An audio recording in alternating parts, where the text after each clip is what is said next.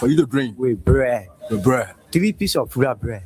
with egg inside. You add into my butter. So when I carry it to the men, say carry it to the men. When you give it to the men, then you must come back to the car. So the food make you now, you carry that so you can go convince your friend now. Yeah. When I give it to the men, the men say thank you. I say okay. The men say, oh, where you going now? I say, oh, I'm going right here. So one of my friends called me. And the same man going to now. Yeah, the same man. And the man tell you say one for you to go steal. No, yeah. So when I go to the man, he say clean the car. Then they are 2 now. In the Jeep. In a G. Then they are 2. A big Jeep. Yeah. That one. Black DG, photo G. Yeah. So when I clean the car now, air condition all inside. No, Papi, you can't wait for me to spin now. I'll leave the water now. You can judge people. I just asking you a question, sorry. You can judge people like you can't hear. No, I'm a journalist. I beg you, sorry. The way you talk in the question, can I say when I move from here, I'll free? Can I say when I move from here, I'll free? You say one talk again. I wanted to make a whole talk to you, but you talk in the question. Hi, not looking. Hi, you looking. Hi. Looking, then you want force and no more word again. Why not be looking to the top? I'm not going to again. And said they call me to the office at OSP. I think you explain to me that you come to get fair. You say you carry the tea to the man. After you carry the tea to the man, you come now. So what next now? And for me, I'll not fair. Nobody, you getting fair. You say asking you too much question. Hey, there's me things say make your egg and bread. You bring it to, okay, sorry. Now I say sorry now. Okay, sorry. If you okay, I will not ask you the question again. Okay, sorry. When I give you answer now, then you. Okay. Explain again. I'm not asking you no more question again. Okay, let's go ahead now. Go to school. The English say I need the English. Okay, sorry. I say sorry now. Sorry. See, Ali, you take time. You take time. I'm taking time. Okay, sorry. Okay. I said I can take time to explain. Yeah, okay. For the next 13 days, I will keep you crying. And you're crying all over the place? What I will continue to do, I've already succeeded in completely demoralizing your base. You're just crying all over the place. I haven't even started. One more freedom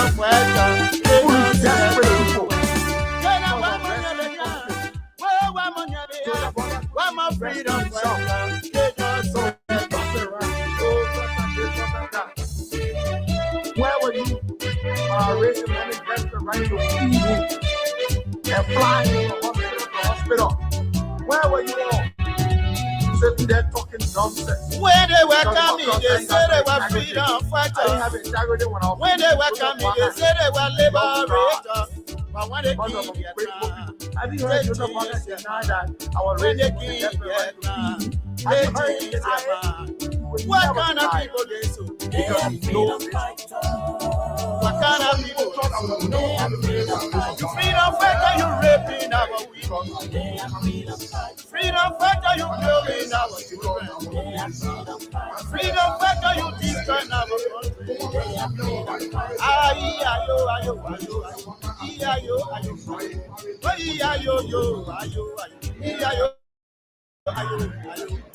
I will speak because people exactly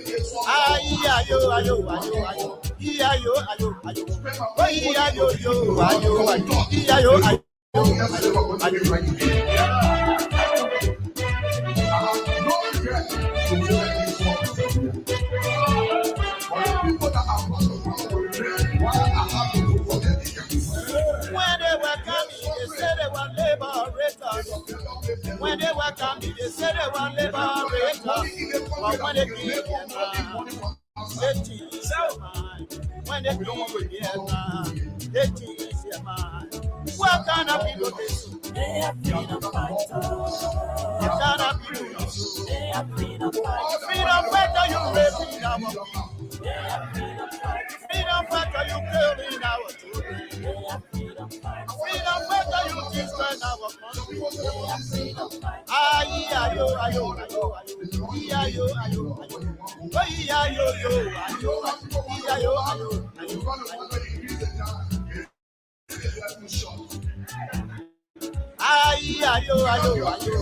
Iya-yo, ayo, ayo. Oh, iya-yo, yo, ayo. Iya-yo, ayo, ayo, ayo. Beauty.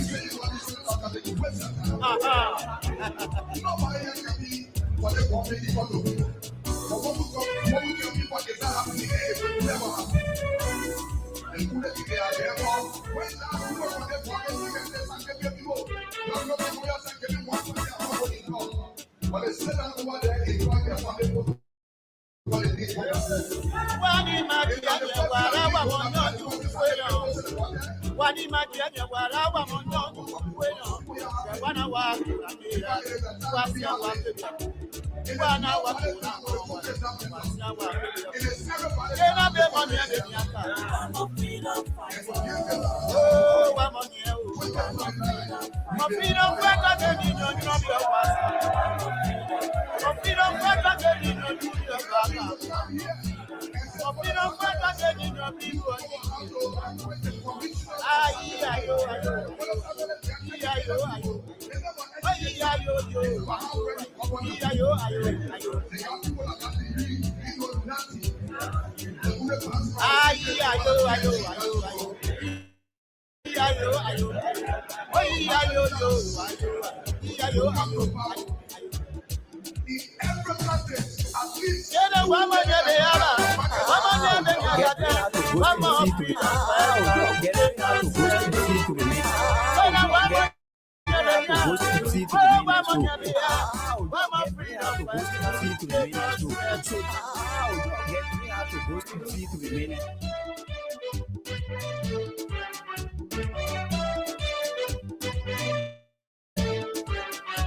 Oh, yes, indeed. What a great day. What a wonderful opportunity it feels. Freedom fight. In a pleasant way, I'd like to welcome all of you I mean, they say they were labor, on this wonderful but when they came, church this morning in the nation's capital. when they came, yeah, Good morning, good morning, Liberia.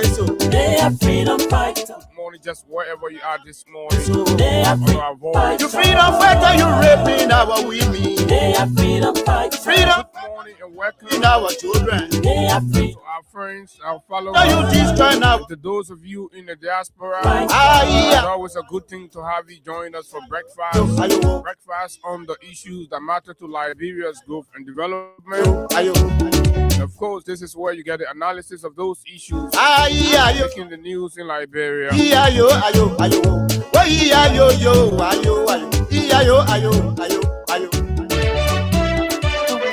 Good morning. Too many things to talk about, lots of things happening in the country.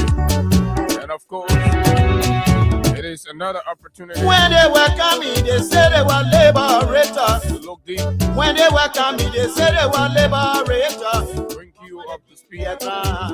They change their mind. When they came, they change Politics, mind.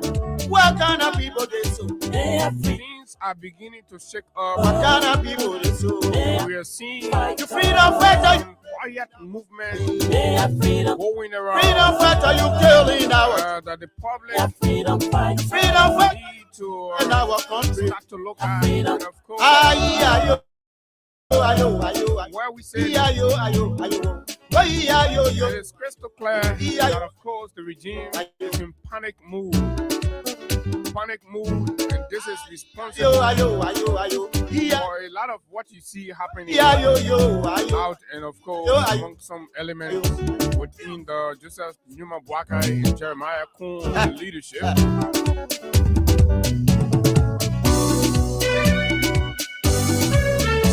This morning,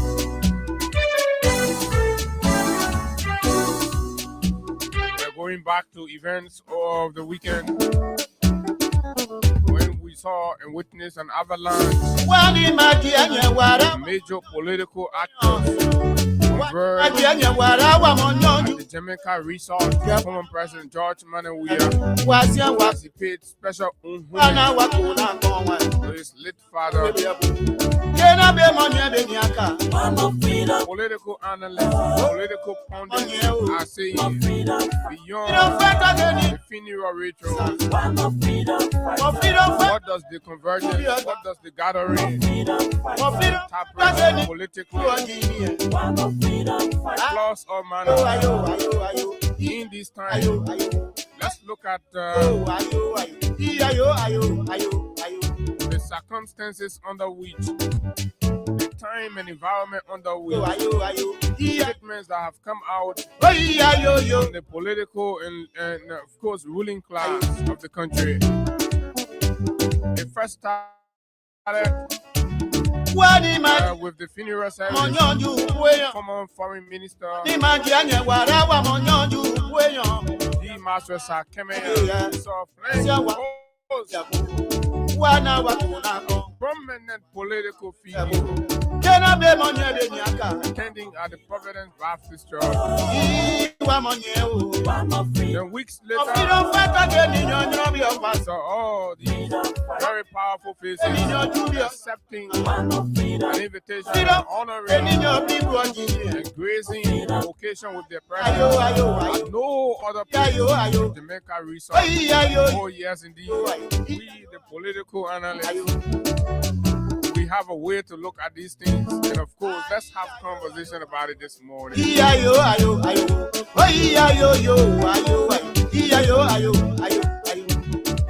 morning, good morning. Oh yes, we talked about that. A lot of it is going to be about the opposition political community this morning on the show. As we also take a flight to make an assessment and of course look back on the appearance of the ANC political leader on yesterday. And we're not going to hold back to say that there are gossips in the corner as folks have begun whispering that from the look of things and the way Mr. Cummins is moving a little far apart.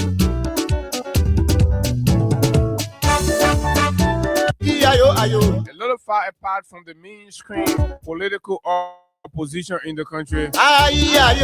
They have begun branding Mr. Cummins as a regime collaborator. I don't know how the ANC folks look at it. These are the whispers and the gossips in the political corridors of Liberia.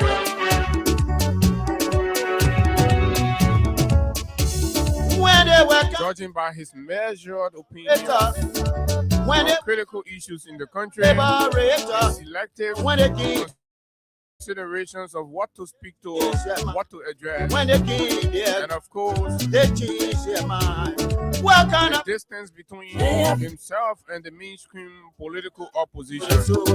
Upon the belief that Cummins is seemingly a collaborator of the regime in some way, form, shape, or manner. Do we agree? Yes.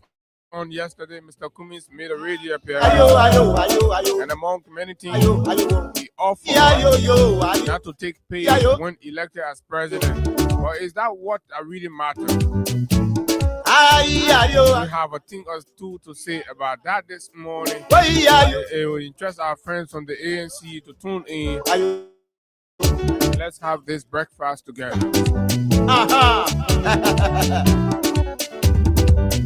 Still on the menu, of course. We're going to continue our read.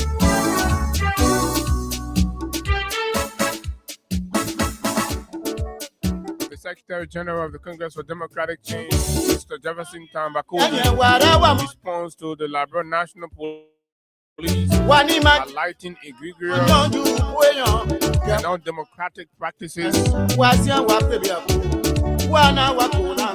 by the Liberia National Police under the instruction of Gregory O.W. Coleman, and of course, need to review and suspend My freedom fighter get in your partners' support and funding to the LNP. get in your dubious background. He has embedded within his realm reasons for which providing strong intelligence. And to close it up this morning, we talk sports. Today is D-Day as the Liberia Football Association electoral passes. And of course, its integrity committee, or just whatever you call it, will be coming out finally with its verdict and into integrity checks of applicants vying for leadership roles at the Liberia Football Association, the LFA, impeding elections. And of course, we are also expected to get the list of satisfied candidates this morning, I'm told. For more on this, I will link up with our man Thomas Kujok Rula to bring us more on the LFA situation. Liberia Football governing body decide to take a whole new dimension, depending on what the delegates will decide at the Congress.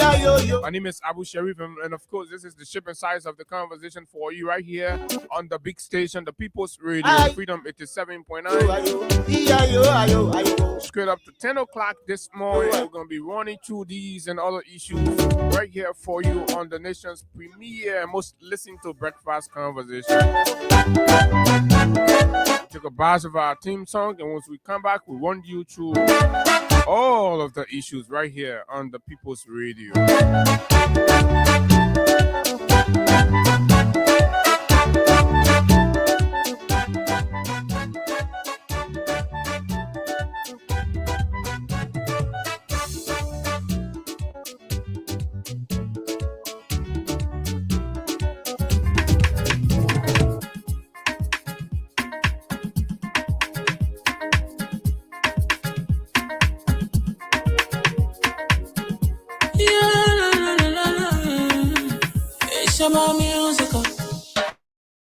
There are crimes in many places, in every community, you can see.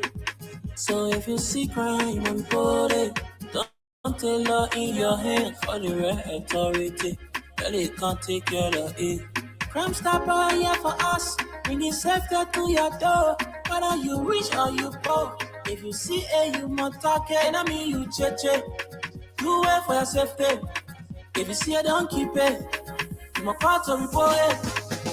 Crime Stopper, the people bringing safety to your door. Crime Stopper, stopping crime and make it peace for them before. Crime Stopper, Liberia, from the center to interior. Crime Stopper, keeping us safe, they're stopping crime for all of us. Crime Stopper, the people bringing safety to your door. Crime Stopper, stopping crime and make it peace for them before. Crime Stopper, Liberia, from the center to interior. Crime Stopper, keeping us safe, they're stopping crime for all of us. Crime Stopper Liberia is your community crime fighting partner. Don't take the law into your own hands. Remember, if you see a crime, report it. This is a message from your own self, Old Man Sam Sion. Crime Stopper, the people bringing safety to your door. Crime Stopper, stopping crime and make it peace for them before. Crime Stopper, Liberia, from the center to interior. Crime Stopper, keeping us safe, let's stopping crime for all of us. Crime Stopper, the people bringing safety to your door. Crime Stopper, stopping crime and make it peace for them before. Crime Stopper, Liberia, from the center to interior. Crime Stopper, keeping us safe, let's stopping crime for all of us. Okay, so Crime Stopper Liberia is the official sponsor and partner of the Freedom Money Rise, making sure that we're here to bring you the breakfast edition of information, news, and of course entertainment right here on the People's Radio. This one is coming from Nigeria quickly, and I'd like to just update you on that to give you a bit of courage and motivation. So in Nigeria, the president, Bola Ahmed Tinubu, right, has appointed a former Miss Africa, a former Miss from the pageantry war, a former Miss Africa, and not just a former Miss Africa, she's also a Nigerian lawyer. She's a lawyer in Nigeria. So the president in Nigeria, Ahmed Tinubu, right, has appointed Mrs. Bianca Ojukwu as Minister of Foreign Affairs of the Federal Republic of Nigeria. That's a big one, right? President Tinubu has appointed Ambassador Bianca Odumingu Ojukwu as Nigeria's new Minister of Foreign Affairs following the resignation of Ambassador Yusuf Tuga. So that is that for you. And so there are events also happening. This morning, the news is that the cost of crude oil, Brent crude, has surged again as new developments around the U.S. Iranian standoff in the Middle East takes new dynamics. And it's important that we inform you and put you in the know of some of these things so that you know exactly what is going on. Right? It's taking a whole new dynamic as the U.S., I think, defense or are supposed to be briefing the president today, I'm told, on supposed to be meeting with the president to give him updates on what could be, what should be the next course of action on Iran. Right?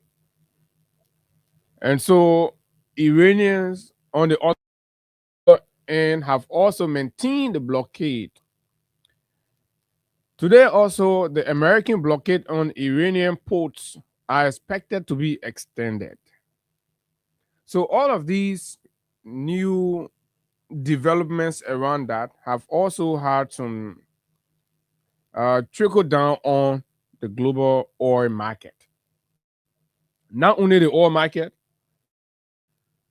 but the food market as well, because a significant percent of the world fertilizer supply for agriculture comes from the Middle East region and passes through the Strait of Hormuz.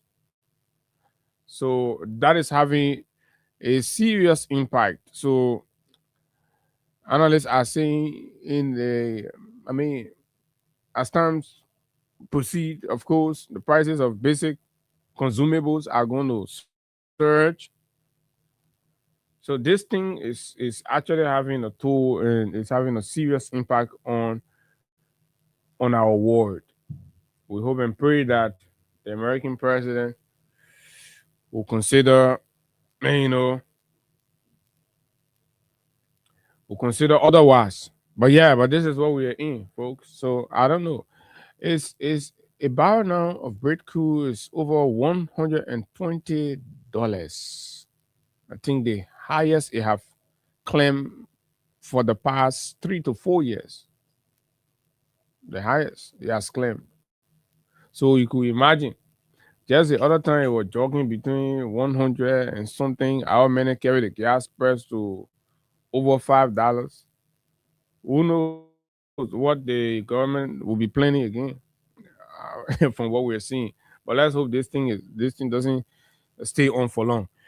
But folks, so that is it. Good morning to all of you. Welcome. And this is it, right? Quickly, let's recognize few of you kindly share the show, please. That's what you have to do. Let's do this thing. Let's support each other. That's what, let's support each other when you come on. And, you're in a lot of chat rooms. You just share the show. That's all you have to do. You drop your comments, your reaction on anything that's bothering you about happenings in the country today, or the issues that we've outlined to discuss. Right? It's important. Sometimes you have some very significant input to national conversations, and when we read these things, the leaders, the people, the detail bearers, they're listening, and sometimes your ideas can be used. That's what we say. Don't agitate, don't protest, don't break nothing, but talk. I'm the biggest champion of talking in this town. I would tell people nobody should stop anybody from talking. Talk, speak your mind. You take our food from us, you take our job, everything. Then you won't take our voice? No, we will talk. That's what we'll do, we'll talk. So this is Ambassador Walton Buchu Morgan Jr. I'm following from Johnsonville, from a Johnsonville resident, Vice Chairman for Welfare CDC Regular Intellectual Militant. He says, Moalu F. Fofana, good morning. I'm following from 20th Street as usual. Venetia Junior Bar, I'm following from District 16. Koboi Wida, good morning. Abu Sharif, I'm following from Kakata, Margibi County. Thanks. Belete Energy, CMC Roots, good morning, folks. I think he or she meant. I am watching you from Ganta City, Nimba County, Nimba Youth Congress. This is Charles Weir. Good morning, Freedom FM family. My name is Charles Weir, following from Jacob Town. Mohammed B. Fode. Good morning, Freedom family. I'm following you guys from Grand Cape Mount County, Gola Corner District, Kinjor. Thank you. Ojuku Blamo. Ojuku says, good morning to the Freedom family. Good morning to the Freedom family, following from Government Camp District 2, Sino County. Thanks a lot. Dauda Vame Sharif says, hi, Freedom family. I'm watching from Pennsylvania. Thanks a lot. Robert Moses, good morning. Abu Sharif, I'm watching from Mount Barkley right now. Thanks. Edgar Wule, my brother. I am watching you live from my residence this morning, Abu, after a long distance from Government Camp Bokonjide, Sino County. Thank you, Edgar. Gadi Op, good morning, Freedom family. I'm watching from my comfort zone in Gatineausville. I'm told that the price of a gallon of gas is pushing up towards $2,000, right? Not exact, but it's over 1,600, 1,500, and the prospect to, in some corners, 1,800 in the southeast, in Sanu, to be specific. So our guys that are watching, you can confirm this, right? But that the cost of living is becoming very, very difficult for the people. And then $1 scratch card is $250 in Greenville. Somebody informed me. This is James Kamara, and of course, let's see, Masali S. Abraham, Vosu Gime watching, Peter W. Bleedy, Clarence Ogbechi Due. Okay, and this is Masai comes back again, and of course, and again. This is Jerry Singh B. Tokpa, Estelle M. Giples, Obi Pape. This is Naomi Fort, Amara Jala Kamara, Siliki Traore, Deborah Kade Wia, right? And this is Alicia Boyce, Sapla, Emmanuel Broa, my friend, Yasa Sharif, Peters Emmanuel, sorry, Louis Lugon, and this is Jeremy. Once more, Samuel Light Kobar, Henry Yango. Damn it, Henry is a fighter, my man. Henry, you know what Henry energy, my man. Energy. And there are people really standing up for their country, not giving up. And let's do it, folks. Let's do it together. Yeah, no matter what, let's do it. Our children, when we fight for this country tomorrow, we look in the faces of our children and take pride in fighting to preserve an environment that guarantees a beautiful future and environment and society for them. That's the bigger victory that we should all be yearning for. Somebody say, oh, but what thing I will get from inside? Oh, therefore other people in Germany know.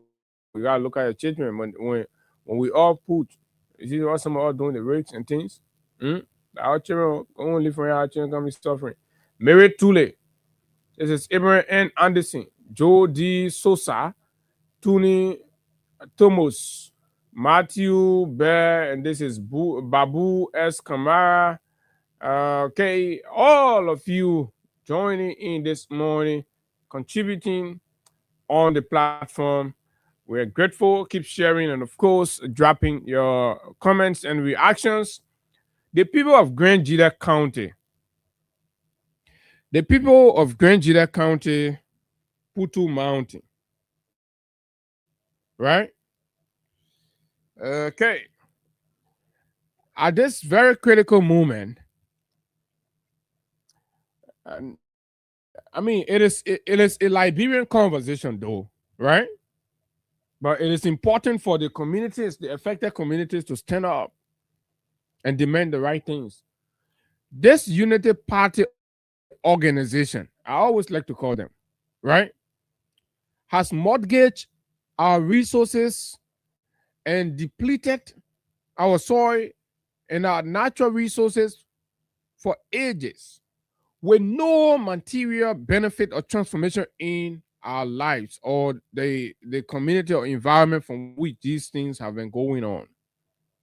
The over 60 plus concessions that were signed in this country affecting communities, go in these communities and environment and see what happens.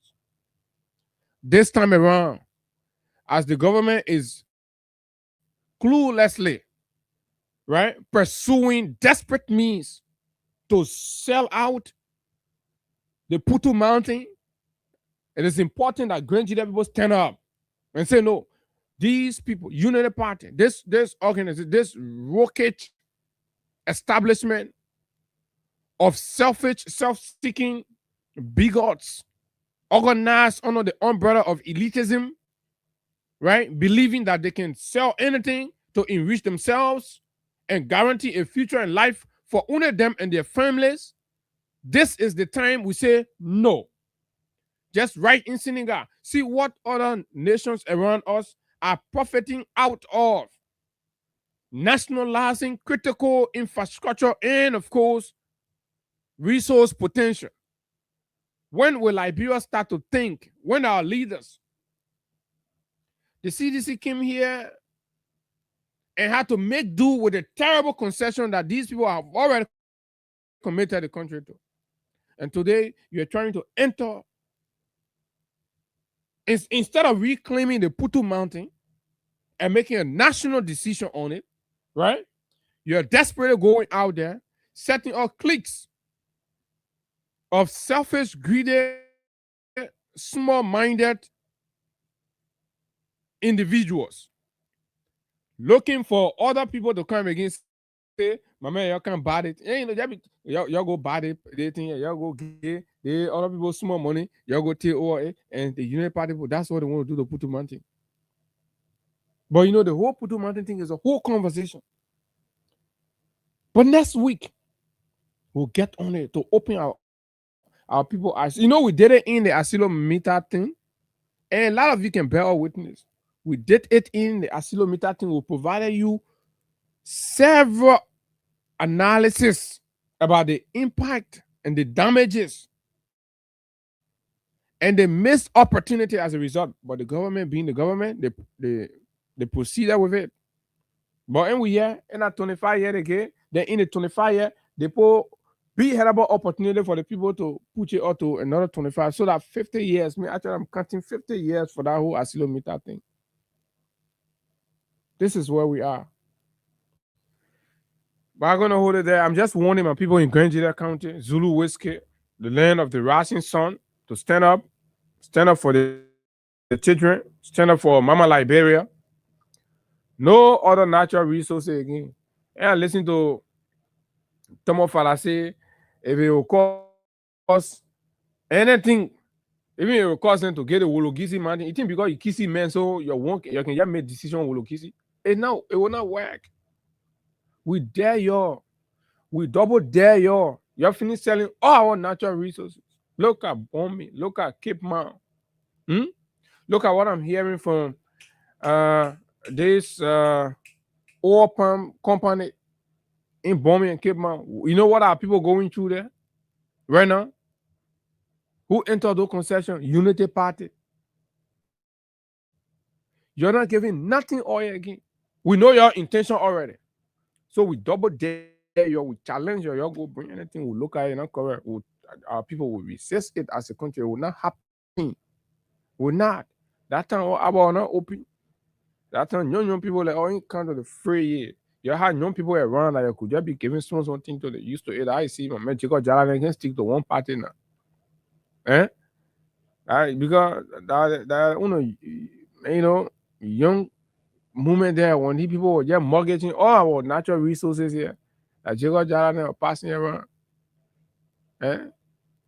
Imagine when you pay the school fee in UL, how much UL school fee? Then they'll start praising in the regime. So young men in that are king all the kind of way, and you know, just pay 5,000 in UL for them. They sell their breath right, they sell the country, they're willing to start defending a rogue government, unit part defending all the terrible things in the country. I call Wilfred Bangura.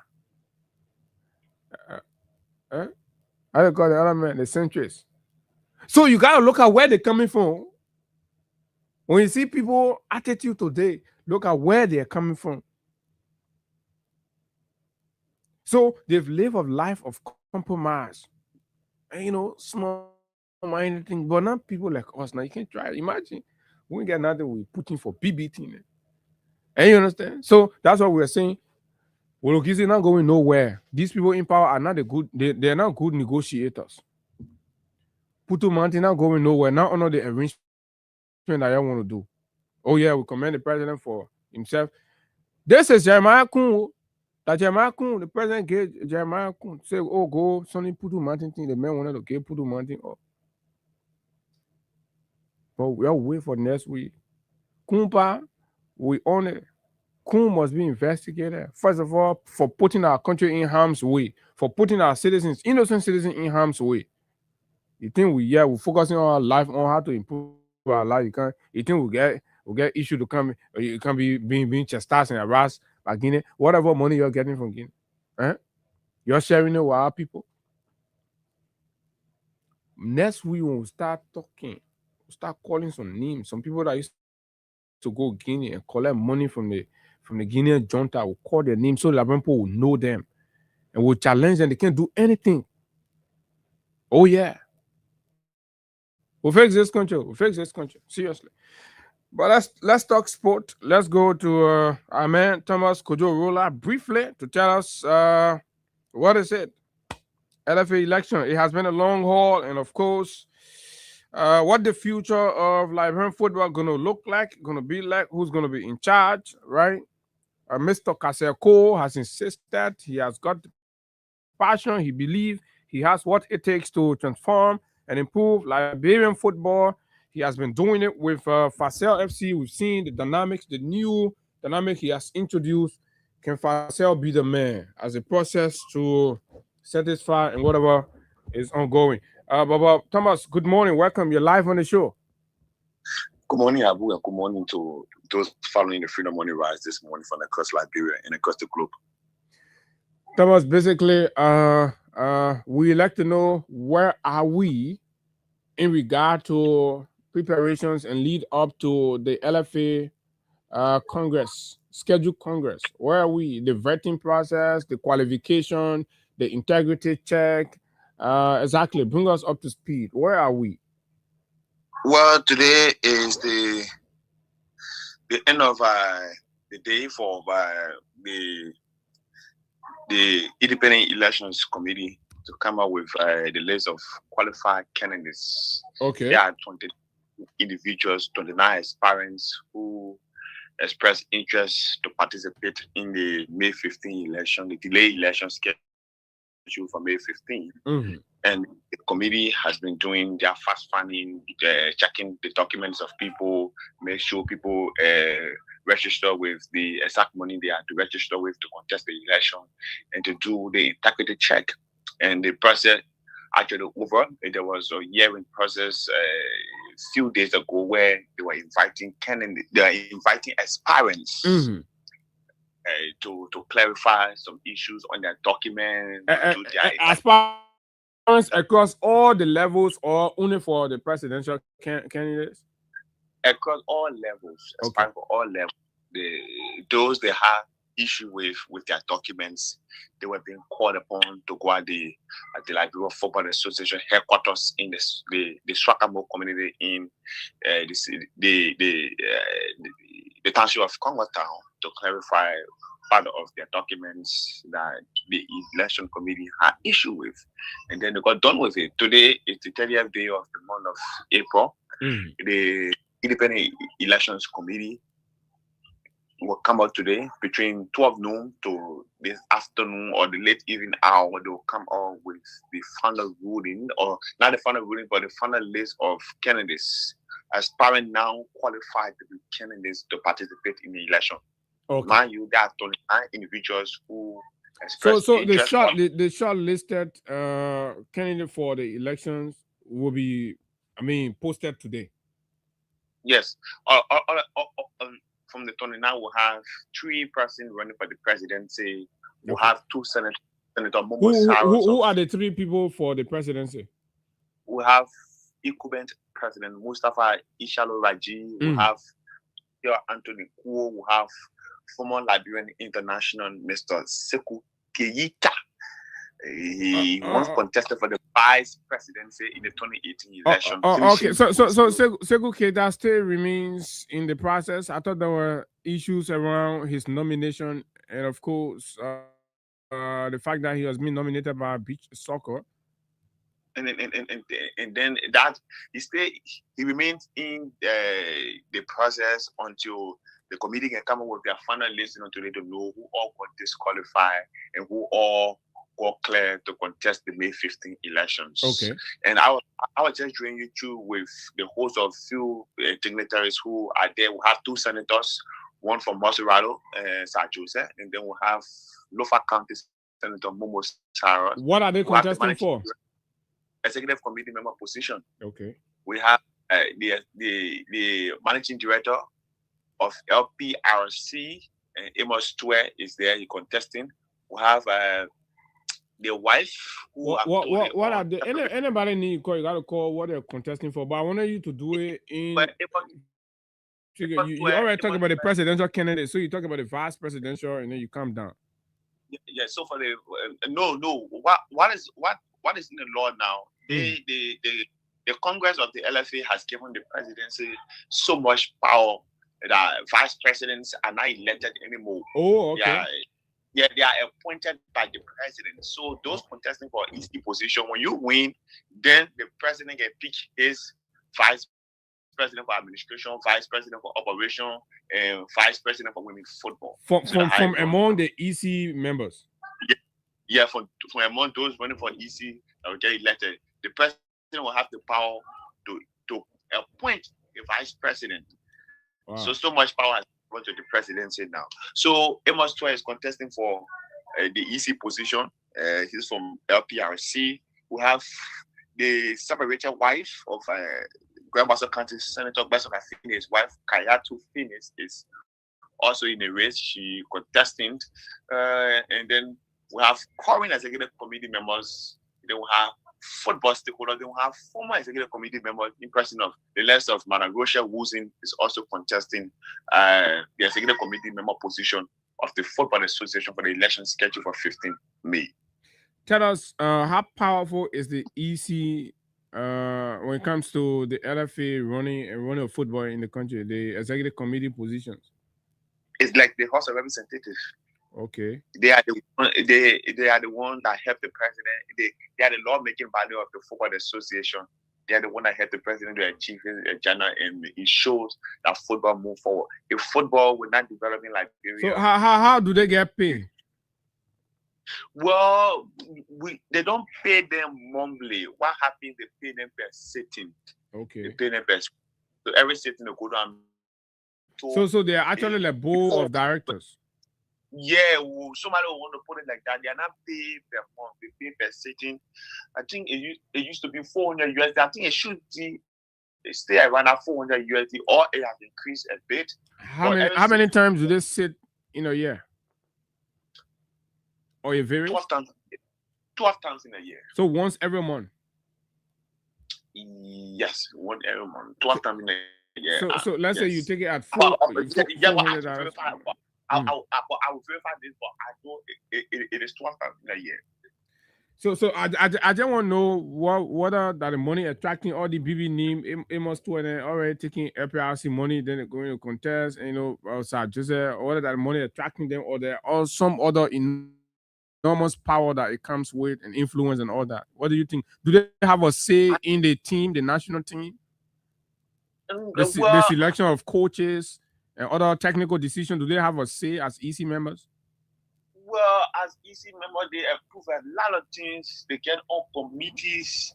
At the LFA, you get a health committee, you get a security committee, the media committee, you get the marketing committee, a lot of committees there. And then it's not so much about the money, because 400 USD for the sitting is not your pay. You do not have pay, but it's about the international connection you get out there. You get appointed on CAF positions, WAFU positions, and then it boosts your morale in the sub-region, it boosts your morale in the country. It's not so much about the money. If that for the money, Amos can be chasing 400 per month. Sorry to say. And Senator Momo can be chasing 400 per month. It's about the international connection you get out there. You make yourself, and who knows what making yourself, you can become the president of the FA tomorrow. And because the president of the FA is the person that receives so much benefits. He takes pay from CAF, he takes pay from FIFA. The president of the LFA, at the end of the year, he takes home over 130,000 USD from both FIFA and CAF, just by being the president of the LFA. And he or she takes pay from the government, from Liberia? No. Okay. No, the government does not pay. Government do not interfere into football. No. If I say, I mean the LFA now. The LFA does the president take pay from the LFA? Nobody from the LFA is on the government payroll. No, you're not getting the point. You're not getting the point. I mean the LFA as an organization, the head of the LFA as president, do they take pay too? Yes, they are entitled to pay. They are entitled to pay. Which is different from what CAF and FIFA pays them. Yeah, they are entitled to pay. So it is a lucrative position, right? It comes to a lot of benefit, a lot of money. Yeah, it comes to a lot of benefit, a lot of money, a lot of traveling opportunity, a lot of things. Okay, I'm trying to understand why Raji just doesn't want to leave. He feels like there's no other opportunity in Liberia besides being LFA president. He wants to hang on. Probably it comes with other things that he isn't willing to let go.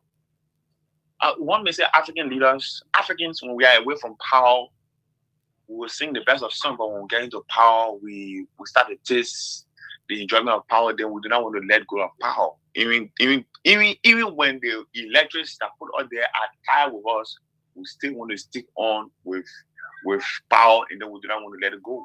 Okay. Now looking at football. Quickly, let me paint some hypothetical scenarios. Assuming for some whatever reason that Sekou Keita and Raji comes out qualify, what do you think that election will look like? They walk in the park for equipment Raji. They walk in the park. That will be a walk in the park. Sekou Keita is a football stakeholder, but he has not been engaging from what I have gathered, what I have observed over the time, being a long-time sports how did the flip happen? Because we heard Sekou was opting for EC position, and then out of a sudden he wants to be president. What do you think happened behind the scene? Well, I can tell, but it is his right to contest for the presidency as long he meets the criteria. It is his right. If you feel he meets the criteria, it is his right to go and apply. But somebody say he's splintered. Do you think so? Well, the last time I spoke with somebody close around, they said we just want to test the water or muddy the water in a layman honestly, not go and muddy the water. For who now? Muddy the water for who? For Raji or for the two top from runners. Okay. So if Raji and Kuo comes out as the two qualifier, what do you think that election will look like? It will be the toughest football election. Really? From what I'm listening to from football stakeholders, from the public, even though the public is not involved into voting, it is the around 48 to 50 stakeholders who are going to make the decision on behalf of the entire 6 million people in Nigeria for football. It will be a tough. Who won the election a few years back when he was vice president for operation? He knows how to win election. He got a challenge on. And Mr. President has been around for 10 years. So he has been building his name to his integrity. People look at why he has got tangible other things. So it will be a tough election if the but people argue that the only challenge school faces is just this validation process. Once he gets validated as a walk in the park for him, he's going to beat Raji face down. No, boss. In every election, you don't honor or you don't underestimate the incumbent. Even when unopposed 2 times, the stakeholders had the power to put somebody against him in 2022. They didn't do that. They supported him fully. Okay, Kojo. Thank you. It's going to be just remember that the stakeholders the last time endorsed the president at the Kalibai restaurant in the compound of the SK Sports Complex. So it means that he's still getting back. I mean, a restaurant endorsement, I never. Restaurant endorsement. See, plenty can interfere with restaurant endorsement. But thank you, Kojo. Okay. Okay. So let's hold it right there. So those of you football followers, football lovers, and of course everybody, as a matter of fact, everybody, because this is about the Lone Star. This is about football in our country. So this matters to everybody. And, that's exactly what it is. So today we could know who are the candidates that our stakeholders will have to choose from to lead football for the next term in our country. We'll watch and see. But let's wait. For me, when they finish, then I will select my own candidate in the process now. Then at the time. But right now, to say who you supporting, let it finish. When it finish, we'll have to take our side. We'll take our side, and of course, just like we did in the PUA election, we will take our side, and our side will win. Our side will win because there are a lot of people that listen to us. It's not only you on the keke, the taxi, in the market, and other places. There are a lot of people that listen to us and believe in our wisdom and believe in our national decisions that we make. Because most times when we make decisions, people evaluating the choices and the preferences we prefer do not see personal interest in the decisions and the guardians we provide, right? They do not see that, but rather they see a collective desire for the good of everybody. That's exactly what it is. So, folks, on yesterday, Mr. Alex Cummings appeared on the local radio, and of course, he spoke. I think since the election, I may be wrong, but this is the first appearance that Mr. Cummings has made to a larger extent that have garnered some degree of public interest. And my ANC friends who know that, for me, I do not mince my words on the facts. Most times, Mr. Cummings he has even had community engagement, but he has not come to the attention of a lot of people. So, like I've always said and insisted, even in private, that Cummings have got to do more if he means what he actually means. Because you can't want to be the president of the country, and then when you're speaking, then the coconut man goes on selling his coconut and doesn't prick anybody. I mean, everything just goes on normal and stuff.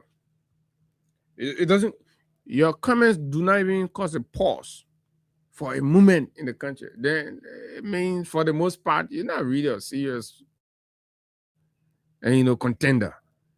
But for yesterday, probably because of some of the subjects he touched on and all of that. So particularly, Mr. Cummings said that he wants to be president. And when he becomes president, he is promising. Remember the Bwaka Uno promises. So Mr. Cummings have started promising already. He said, I'm not going to waste time anymore. I'm going to let a cat out of the bag. Let me tell you all what I'm going to do. Remember, Bwaka also started promising from the get-go of things that he will run a small government. But when he became president, he has enlarged the government more than history have witnessed. This is it. So Liberia and the political environment is not short of political promises, but it's important to hold the man by what he says. So Cummings said, when and if he becomes president, right? If he's ever elected president, I don't know when, but if he's ever elected by any means, he's ever elected president of the country, he will not take pay. How does that sound to you? An exciting news? A relieving assurance? How will you interpret that? Right? And I've not seen the kind of mention of it among the ordinary people. Do they see it as a relieving commitment from a man wanting to be president? So what the point I'm trying to make is that the salary of the president, is it actually a burden on the country? The salary of the president, just highlight that. The salary of the president, we do not know exactly what it is, or we're just saying whatever it will be, right? Is it a burden? And how much is it? The salary of the president. If anybody has an idea, please, you can text me. So that is what Cummings is saying. So could it be that the salary that a president is taking every month is so much a burden on the economy or on the budget to the point where we can't adequately fund education, we can't adequately fund healthcare, we can't adequately fund electricity, we can't adequately fund water supply and all of that, or we can't address sanitation, right? Is the president's salary a major relief in those areas? Those are the concerns of the Liberian people. So you ought to make proposals, right, that for the most part takes away and creates a degree of relief in those areas. Not just to say, oh, I will not take pay. How much is your pay? What is the significance of your pay? It's like, I mean, are we as a country, are we actually looking for a president that will not take pay? Is that our core? That's what we have to look at. So look, we said we're not going to sit down here and people just can't be talking and be fooling our people and saying, no, it ain't going to happen. Whether it's Cummings or whoever. So is that what, actually, when you go down Waterside, you ask them, what do you want from your government? Do they say, we want a president that don't take pay? Has that been the concern of the Liberian people? What is Mr. Cummings' priority? How does Mr. Cummings see leadership? How does Mr. Cummings find his solution to the problems, and it's Mr. Kumi's reality, and side by side with the Liberian reality, the ordinary Liberian reality.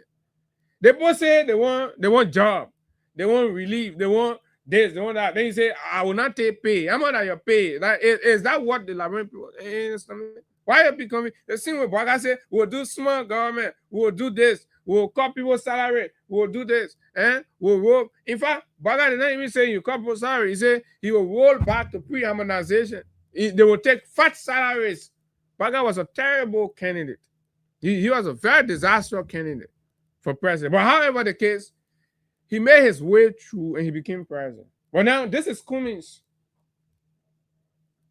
Kumi wants to be president too. So he thinks maybe the new thing is to start talking about own opinion too now. Baga used to talk BBT, so I mean say, but can these kind of promises rather hold water? We're gonna open the phone lines for ordinary people to react.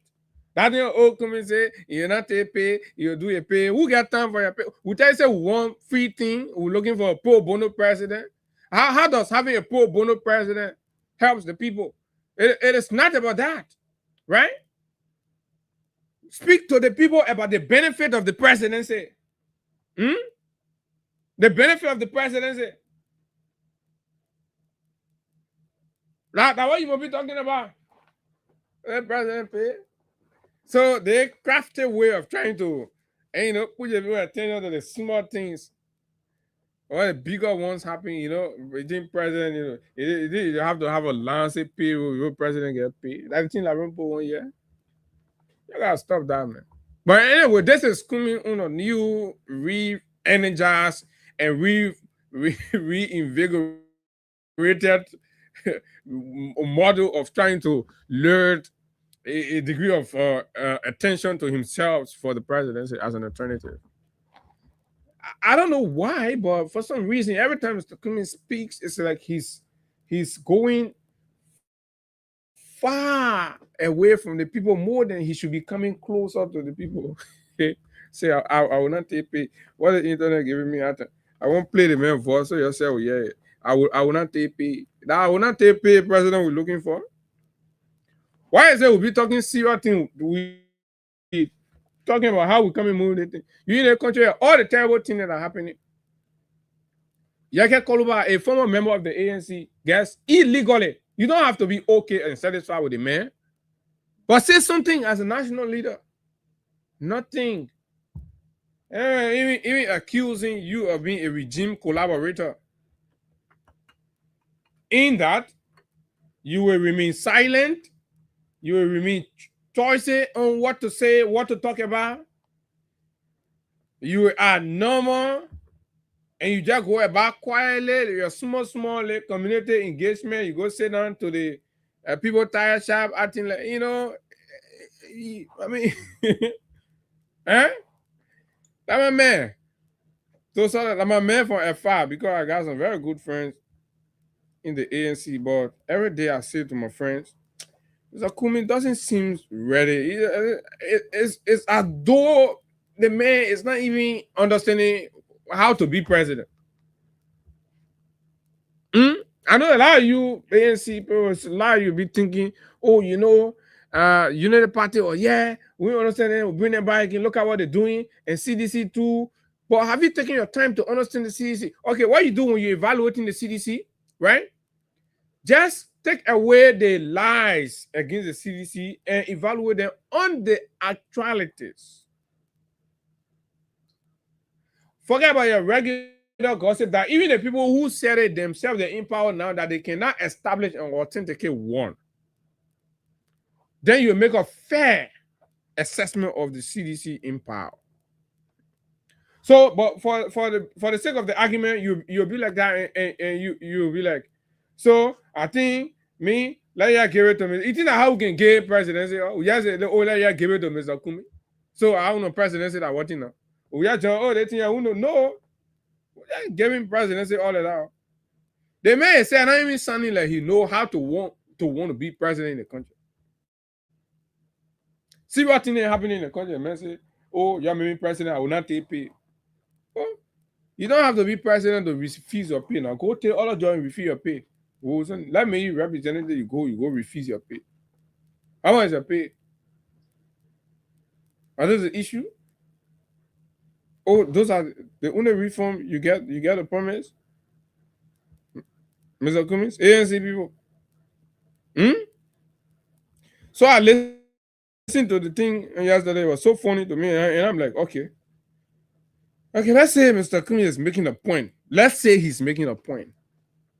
Okay, let's evaluate the point he's making. Let's assume the pay of the president is annually 500,000 or even 1 million. Hypothetically, like I said, I do not have the facts on what the actual numbers or figures are, right? But I'm just assuming. That's a 500,000. So at the close of a 6 years term, he will have forfeited 3 million to the country. 3 million to the country. And then that 3 million there, how many roads it can build? How many hospitals it can run?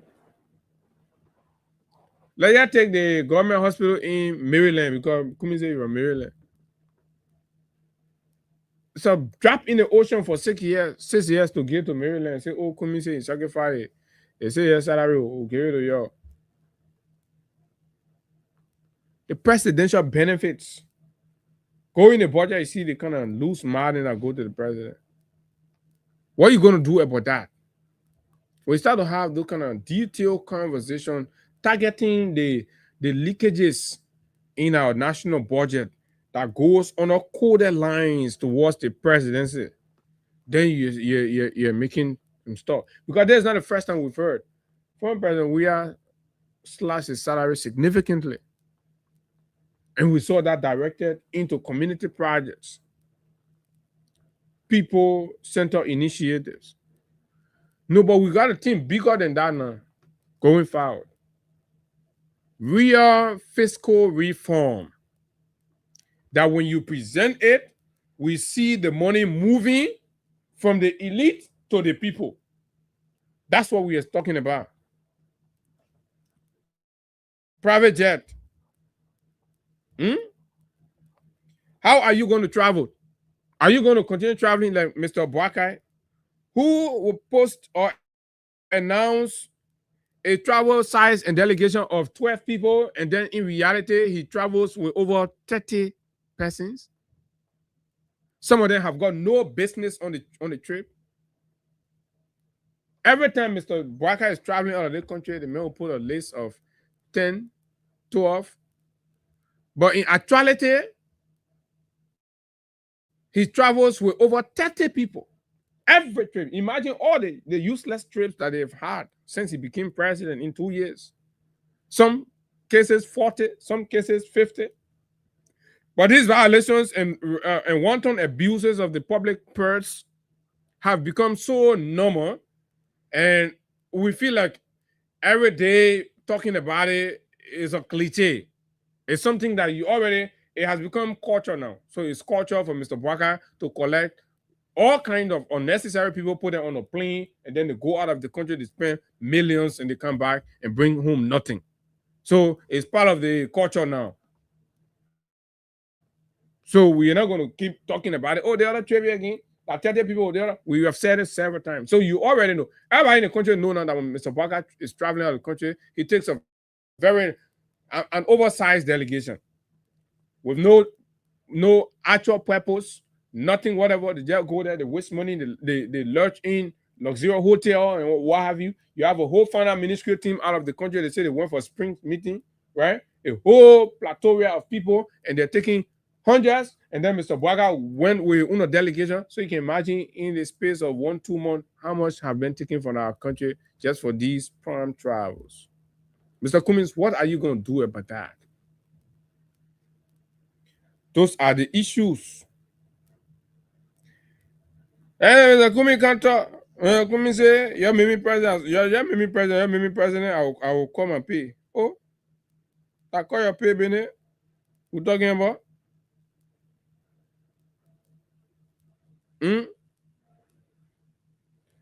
What happens, Akumi, man?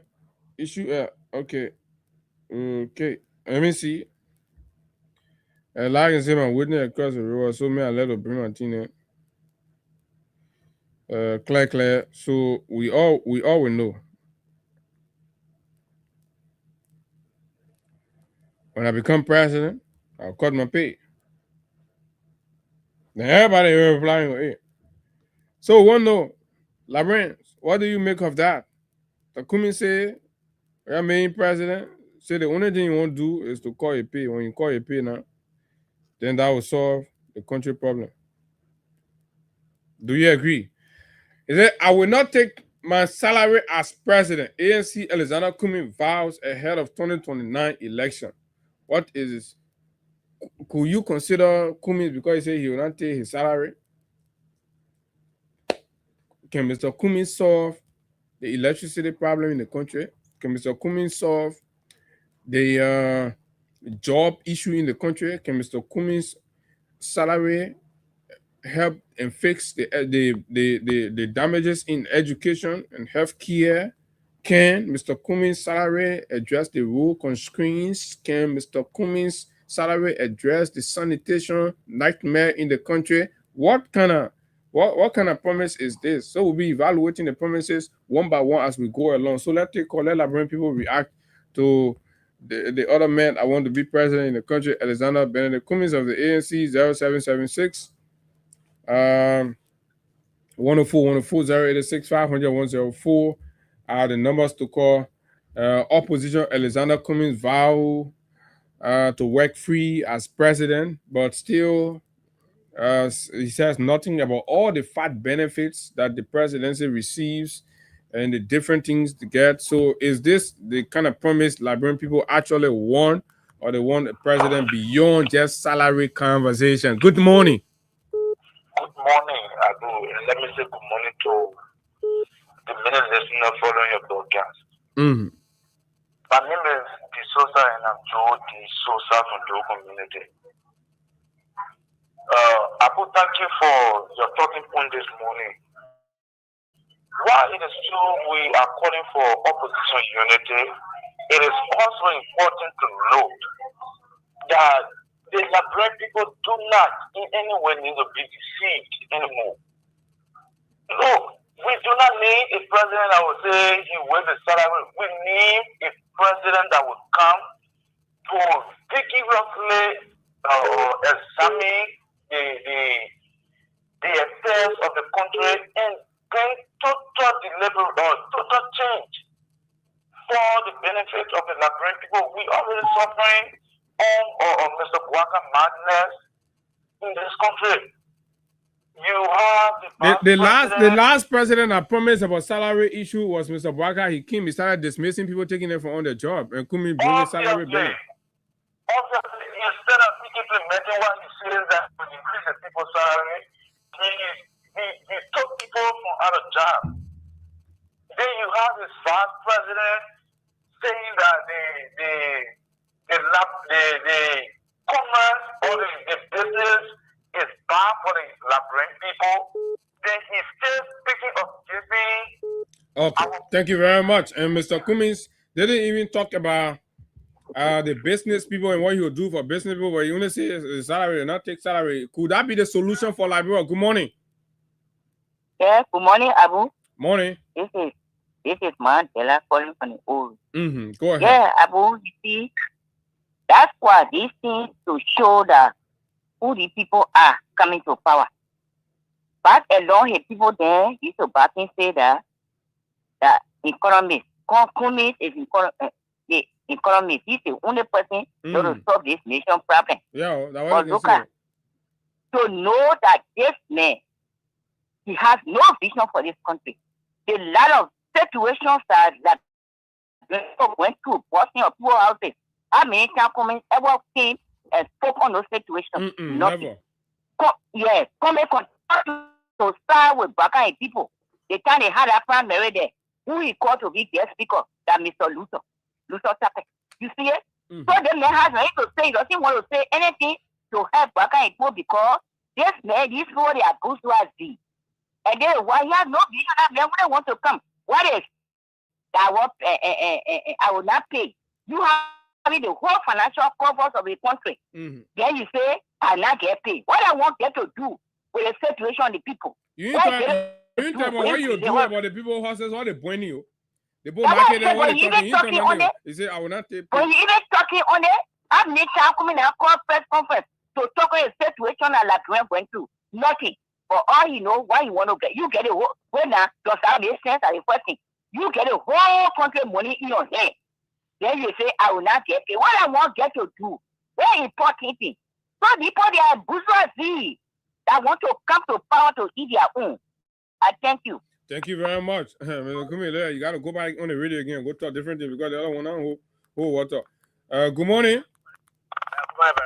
Good morning.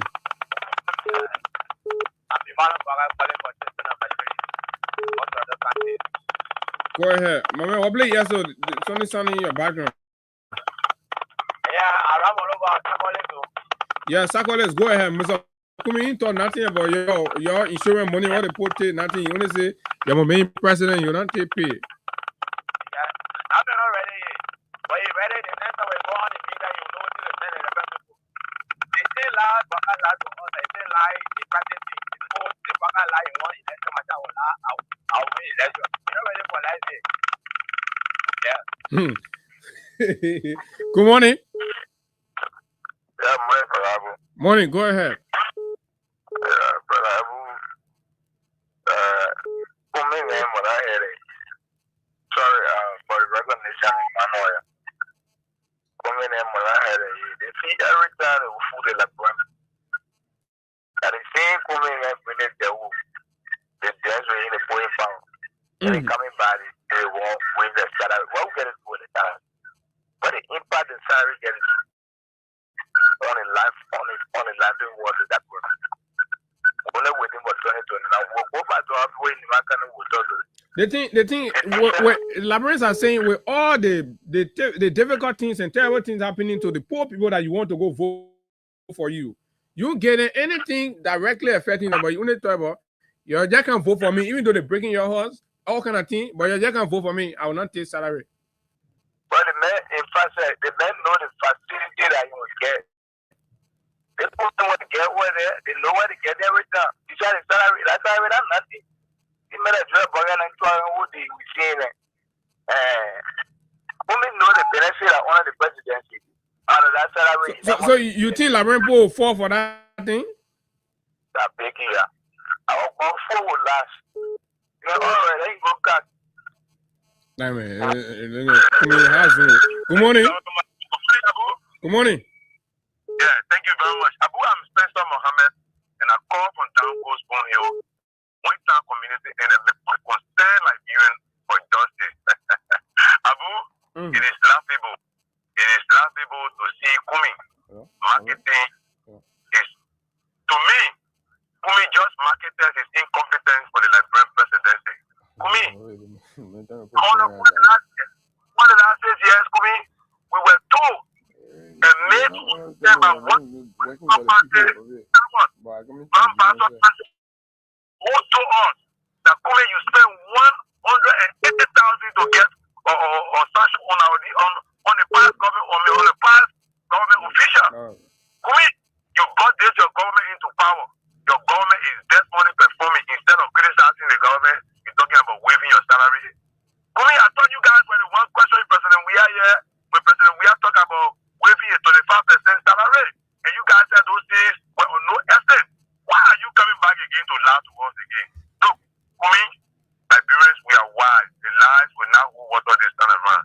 In my mind, the interview just exposed your gross incompetence to the Liberian presidency. You need to go and become representative and learn more. But you are the one who told us a free interview with Damatik and your Mamadi Diakete that you have certain lifestyle that you struggle with, and going forward, you will look for political interpretation. We tired hearing this political interpretation for you. Henceforth, like people will get you, and you are not a presidential material. Thank you very much, Babu, for always giving us the opportunity to make our voice on national issue. Thank you, Abu. Okay, thank you very much. And it looks so certain that Alex Cummings still has a heavy job to do, but his conspicuous silence on the real issues confronting the Liberian people is so alarming, and people are beginning to even think Cummings and more besides, the man is so quiet and doesn't take a position side by side with the political opposition, and people believe he remains a regime collaborator. This is the allegation on the ANC and their political leader. It's up to them. I don't know how they're going to fix that, but we got to lead a committee, man, because I don't even know, right? So this one is coming from Mrs. Sirleaf. Mrs. Sirleaf is saying, I think journalists have asked her, she's making an appearance, and they asked her, say, former President Sirleaf, what is the current status of your relationship with the president, Joe Boakai? Who told you Joe Boakai is an angry winner. The man who wins an election becomes president of the country and calls speech to everybody and start fighting everybody. Can you imagine? That's what Ellen says. Joe and I don't speak often. I mean, doesn't even talk to the woman, you know. I see that. You gotta be diplomatic about it. If he wants more to be done, listen to this. Ellen said, if Joe wants more to be done, he will reach out to me. I am doing my work and he is doing his. But his that he's doing, if he wants more to be done, he'll reach out. This is Dawo. Of course, folks. Let's see, like we told you on yesterday, we started with this statement from the SG of the party, right? Jefferson Tambakoji on yesterday. And on yesterday, we started, but we didn't conclude. So we want to see what we can do with that here, because the issue of police brutality is a serious thing. And people must be held accountable. Particularly Gregory Como must be held accountable. If, of course, we must push to ensure that. Now, so this is where I stop, and this is where I'm going to pick up the read from. Such action also points to a deeply entrenched culture of corruption and corruption that extends beyond isolated incidents and reflects broader systemic decay. Ultimately, this is not just about individual misconduct. His complaints about the police and the police activities and actions are not just about misconduct. It is about the credibility of an institution entrusted with protecting the public. Addressing these issues requires more than public denial. It demands independent investigation, enforcement of disciplinary measures, institutional reforms, and a renewed commitment to restoring public trust, that which Gregory Como is not willing to pay attention to, but rather is being defensive. Denying, I don't do well, catch a TV, that means to you. They wear the man put in the party, wear in here, but as soon as the book the man say, no, that's not me. So instead of saying they're not you, first of all, what you start to do is start to apologize and start to plead for mercy, right? In that instant, because you can't tell the people, you can't convince the people that not you anymore. They seen the oil on your hand. So the same with the police. Koji is saying, this issue we are raising is not an issue where you just walk out and deny. No. But rather it should trigger and a leadership instinct that pushes for what? Okay, let's investigate to know what the man is saying. And when we establish, then we make reforms, adjustments, and changes to meet up with the expectations of the law and the expectation of those putting money into the police or the organization for its intended constitutional purpose. Disciplinary measure, institutional reforms, and a renewed commitment to restoring public trust. That's what you should be doing. But rather, the TikTok IG isn't doing that. He just denied that. Not me, oh, that not you. Until these steps are taken, the gap between the police and the people they serve will only continue to widen. In short, the police must acknowledge this. They owe it to the Liberian people to whom they lie to protect. Now, amid these developments, there are growing concerns that Gregory Coleman, Koji says, has played a role in weakening the operational independence of the Liberia Drug Enforcement Agency for undermining former LDA Director Abraham S. Coleman. You listen to that? We were Koji sit as a major opposition figure and a man who are not aware of Koji and AB relationship and what AB did in the campaign and all that. But this man is acknowledging that the plot to remove AB Coleman from the LDA was a concocted and, design orchestrated by Gregory Coleman in his unwholesome desire, right?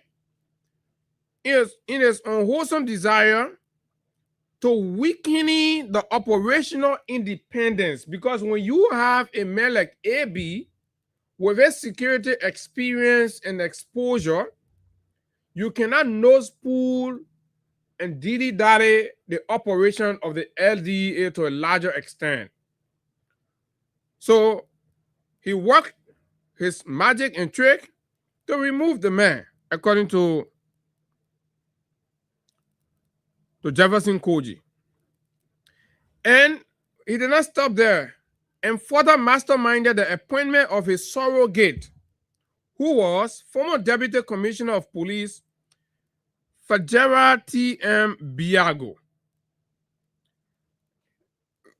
Koji says Biago is a surrogate of Gregory Coleman, and Coleman recommends Biago to weaken the operational management of the LDA and the operational independence and subject the operational activities of the LDA to his approval, a whims and caprice. The larger extent, so he has a say, but with AB, no. So they play the magic, get rid of AB. Now you see why LDA looks the way it is. Instead of fighting drugs, right? They are stealing people money now. And you understand? They're taking people money. When they say 200,000, they both say, oh, LDA take 100,000 from there. They only declare 150,000. You remember the other man with the Fuller man recently, right? Up to now, no investigation into it. Nothing, they cover it. Anytime this kind of thing come out, they cover it. So who then get the money? So these kinds of things needs to be investigated, and the police RG needs to be investigated. You can't be passing around here like somebody who is, beyond reproach and all of that. No, these are grave allegations. It must be subject to investigation. That's what is being alleged of, thereby leveraging the opportunity to run the both institutions concomitantly, the police and the LDA. Such interference raises serious questions about the integrity of drug law enforcement in Liberia. More worsening is the unfolding controversy surrounding the missing or disputed U.S. 150,000 seats at the Bow-Waterside border, as conflicting testimonies from within the LDA showing that investigative reports were altered. So the man saying that kind of thing happening. There at the same time again, there are actual evidence of a situation where, reports are being altered, money have been taken away, subtracted, and all these things. LDA is showing that it was all fighting drugs. Right now, we're not hearing them talking about drugs anymore. They're running beyond tramadol, cartoon of tramadol. Every time LDA, that cartoon of tramadol, you see them talking about they pour grass in BB bag, They pull it on it. They say that George, the passing around, we can see a no here, no tea. But when AB are there, AB achieved one of the most historic and biggest, how you might call it, this Japan guy, Japan from right here, and he went to court and prosecuted the man and won. Today, Japan is in jail. Say every life, which one of the cases you can point to for the LDA like that? On a major drug law, nothing. LDA has been reduced to what? LDA has been reduced to Tramadol Enforcement Agency. Running behind Tramadol. No major drug law are being arrested or charged for anything. Bobo, they're all taking drugs in the country now. You saw that one? Oh, you don't see it, yeah? Bobo. Everybody lose hope in the country. Bobo go take drugs. Oh no, Bwakai. Huh? Until there is a transparent, independent review of this case, question will remain. And in the absence of answers, public confidence in Liberia's fight against drug trafficking risks further erosion. When enforcement agencies are compromised in this way, it not only weakens accountability, but also creates space for illicit networks to operate with reduced scrutiny. These blatant acts are turning our country into a narcotic state. These are very serious allegations against Gregory Cuomo that needs to be taken seriously, and the public need to hype this, need to talk about this more. Responding to my U.S. sanction with clarity and resolve. Right? This one was a defense that tried putting on and so. But let's talk about this part.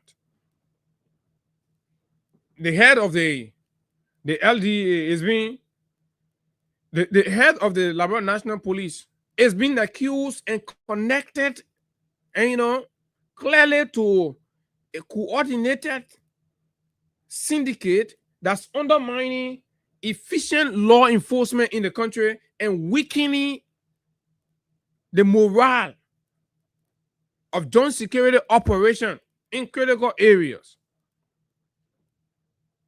Right? Reputable law enforcement individuals that were appointed initially by the government to head critical institutions, right? Like the Liberia Immigration Service, Steve Zago. You may have all of your disagreement with Stephen Zago. Of course, he's a serious law enforcement man, former CRD boss, just as A.B. Kuma. These people know their trick. And Gregory knows that fully well. The man is removed. LDA, AB is removed. Windows of vulnerability open in the two areas. Border issues gas weakening, and then drug enforcement at the border gas relax, and then you start to see a heavy pull. Because individuals heading those areas now have a central command that comes from outside. Because people lobby one way or the other to have them there. Look at the immigration service today. Look at our borders. Teenagers passing all through. Look at the airport. Teenagers passing all through. The actual supervision is now happening. And Koji believes Gregory Cuomo has a hand in this. Shouldn't that be investigated? It should be. Gregory is not beyond reproach. There are too many disturbing issues happening in the country. They may give instruction and issues happening, no investigation, it gets covered. Kinjo killing, student brutality, disabled maltreatment, and all of that gets covered up, no investigation. Fellow Liberians.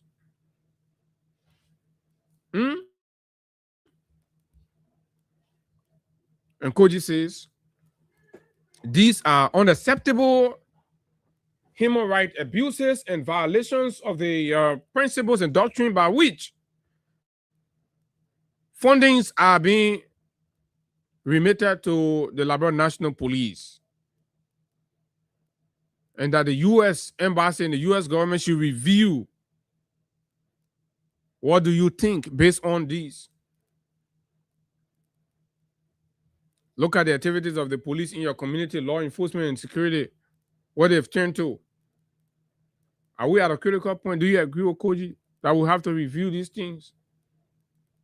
Speak and let the partner know that this is not just a Jefferson Koji thing, but it is something that you agree with as citizens of the country.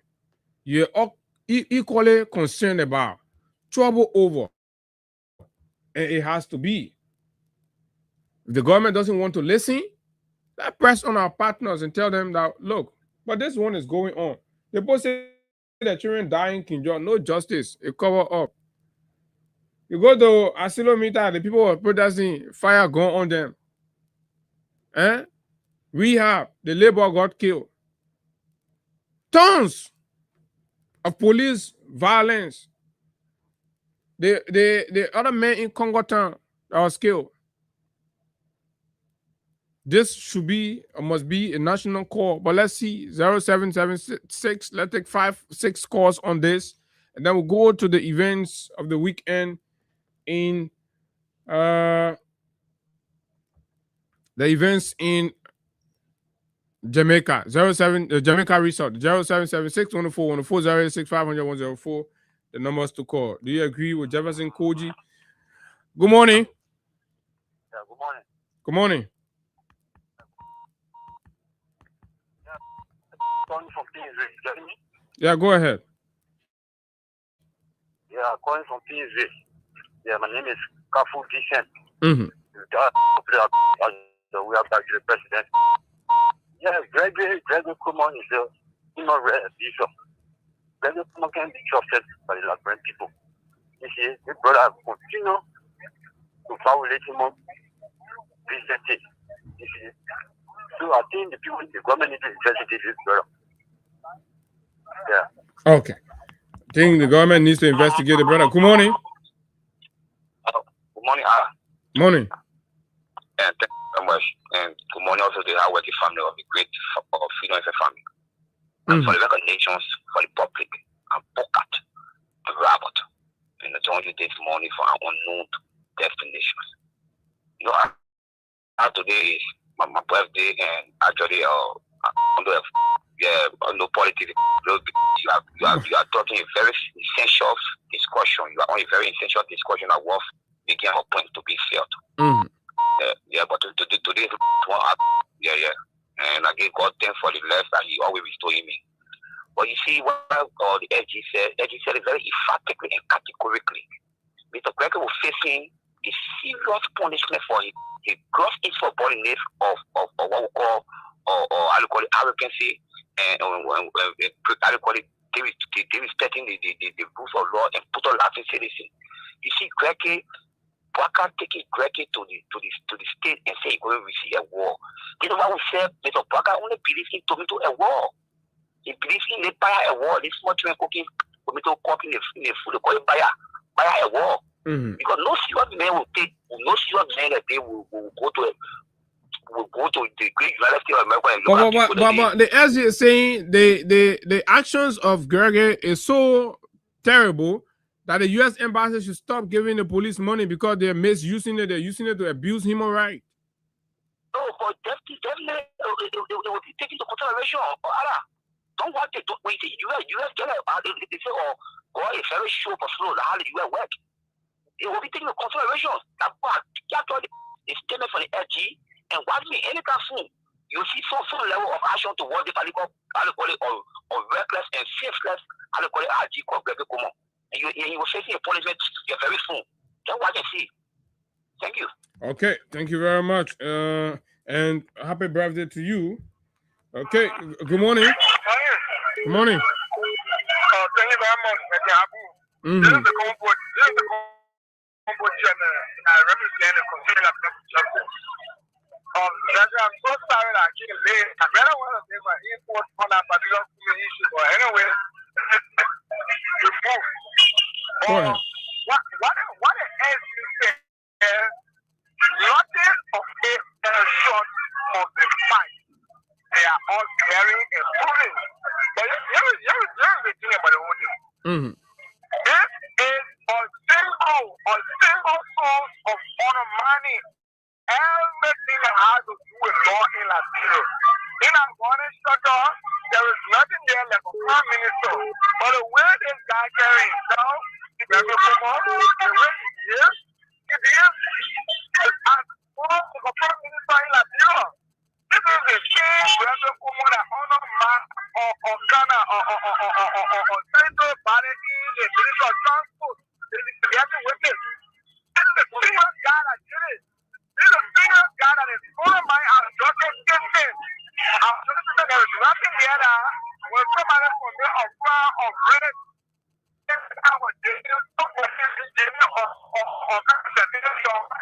So you agree with the SG? Okay, all right. Thank you very much. Good morning. Yeah, good morning, Abu. Good morning. This is Mandela. From the Uru. Mm-hmm. Yeah, what I want to say is that Coach is right. What you think? But you see, this police, when they say you are police, you only act on instruction. But you can see, very common now, is level.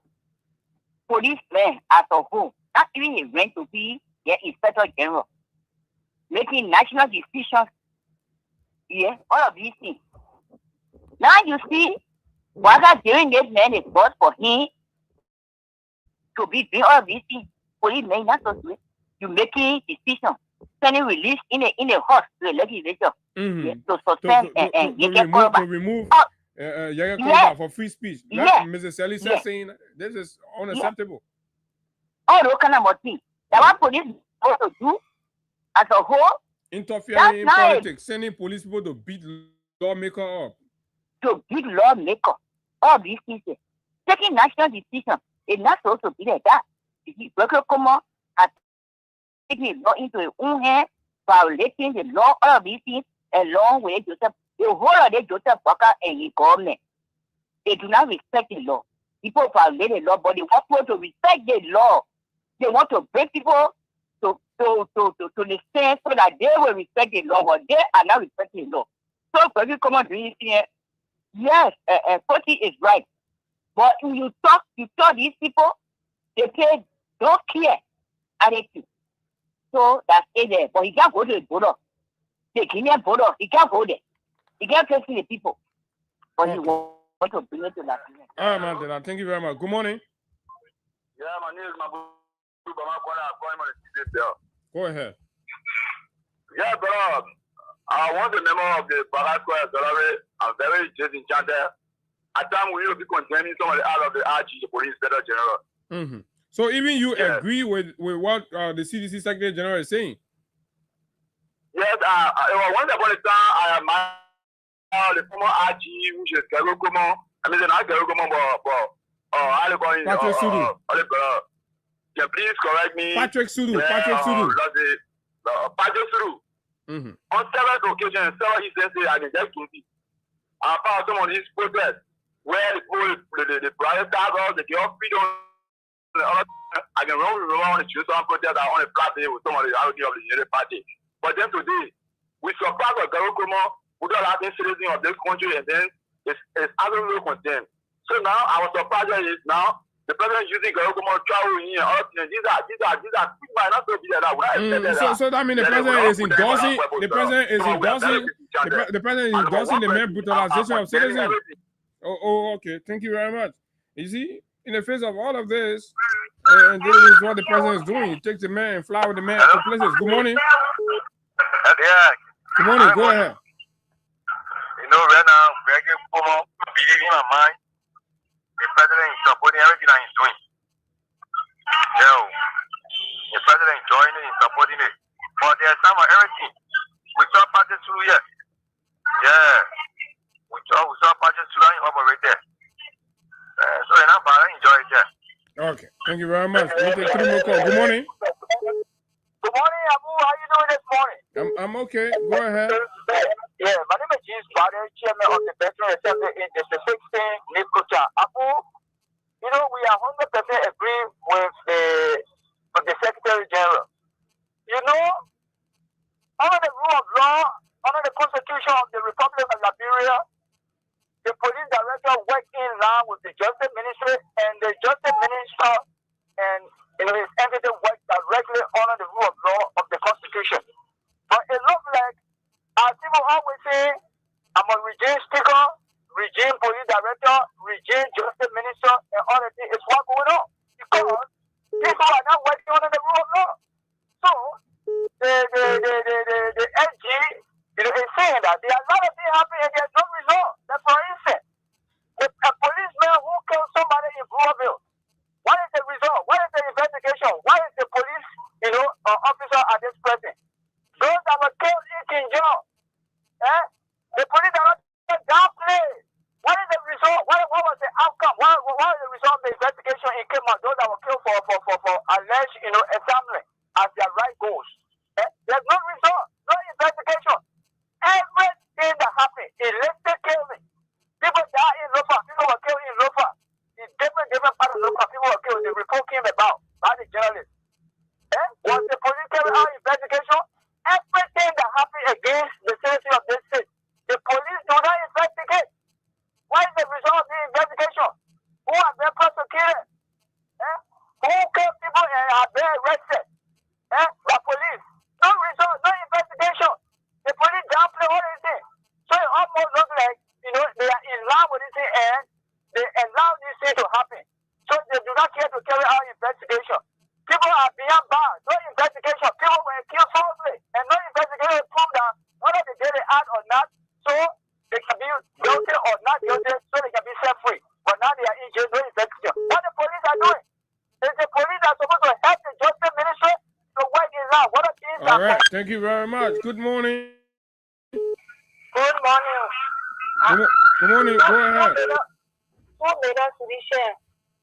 ahead, you're the last caller. Yeah. Greta Kumawa, and what SG said that is right. That is not sending their support. Because they're sending their support, get a business of the case of the. Market women necessarily they will go there, they will be there with gun, board, all kind of things. They raise our market down with us. When you thought it's deal for your own market, they will carry it, you not even get it again. You want you get tired, they can carry to the hospital, they go use it. When I close, they try or say that they go use it. See where they say that they go use it. Why they put in there for? We told this to say that probably you're bringing your library for your Nova. You know, the party they do all doing. But that's the stuff. They put our table, boss our market, our selling Bishop Mirror, boss my whole market. I almost work in my first time. Because that my last money, they say what you spotted and it's taking the state doing. When you put your market that they will spot it, they will take it, they carry it to the hospital, they use it. That's why they put them there for. The same person was talking about the poor is sorting us. So you ain't no poor, I want to be young person, we are for. I say probably here that I won't eat so my brother. And the problem here is suffering with the market here. We're suffering, people here.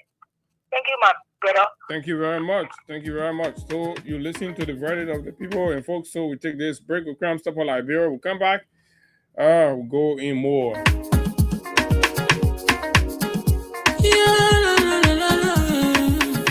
It's about musical. There are crimes in many places. In every community, you can see.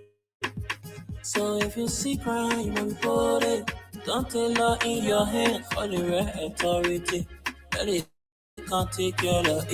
Crime Stopper here for us. Bringing safety to your door. Whether you rich or you poor. If you see you must target. And I mean you check. Do it for your safety. If you see don't keep it. You must call to report it. Crime Stopper, the people bringing safety to your door. Crime Stopper, stopping crime and making peace for them before. Crime Stopper Liberia, From the center to interior, Crime Stopper. Keeping us safe, they're stopping crimes for all of us. Crime Stopper. The people bringing safety to your door. Crime Stopper. Stopping crime and making peace for them before. Crime Stopper. Crime Stopper Liberia. From the center to interior, Crime Stopper. Keeping us safe, they're stopping crimes for all of us. Crime Stopper Liberia is your community crime fighting partner. Don't take the law into your own hands. Remember, if you see a crime, report it. This is a message from your own self, Old Man Sam Cyan. Crime Stopper, the people bringing safety to your door. Crime Stopper, stopping crime and making peace for them before. Crime Stopper Liberia. From the center to interior, Crime Stopper. Keeping us safe, they're stopping crimes for all of us. Crime Stopper. The people bringing safety to your door. Crime Stopper. Stopping crime and making peace for them before. Crime Stopper Liberia. From the center to interior, Crime Stopper. Keeping us safe, they're stopping crimes for all of us. Okay. They say Liberian people aren't whatever you thought they were before. They have grown conscious, they have grown aware, and they are following. You have had 2 years. They have listened to you with your rhetorics, and they have seen whatever you've got to deliver across every aspect of governance in the country for the 2 to 3 years that you've been here. And you are no longer covered under the cloud of, a newness. Oh, Jackie, we're getting about 2 to 3 budget cycle. Like the common saying go, when you're when your Christmas will be good, you know from the eve. And all Liberians keep seeing is the repetition of despotic tendencies after the order. Despotic tendencies after the order. Abuses of the rule of law unabated. Abuses of human decency. Police and law enforcement brutality meted against peaceful citizens, demolition exercises without any concrete alternative for the people. The people have grown tired. The absence of the people on the street to protest like you did 6 years ago, it is not an indication that they are okay with what you're doing. And this is a wake-up call to those in power. And folks, it will amaze you to know that the message is sinking in. You will agree with me that the vehemence you used to see postings and stuff, people have started watering down. The key elements, the United Party are beginning to say this is 6 years.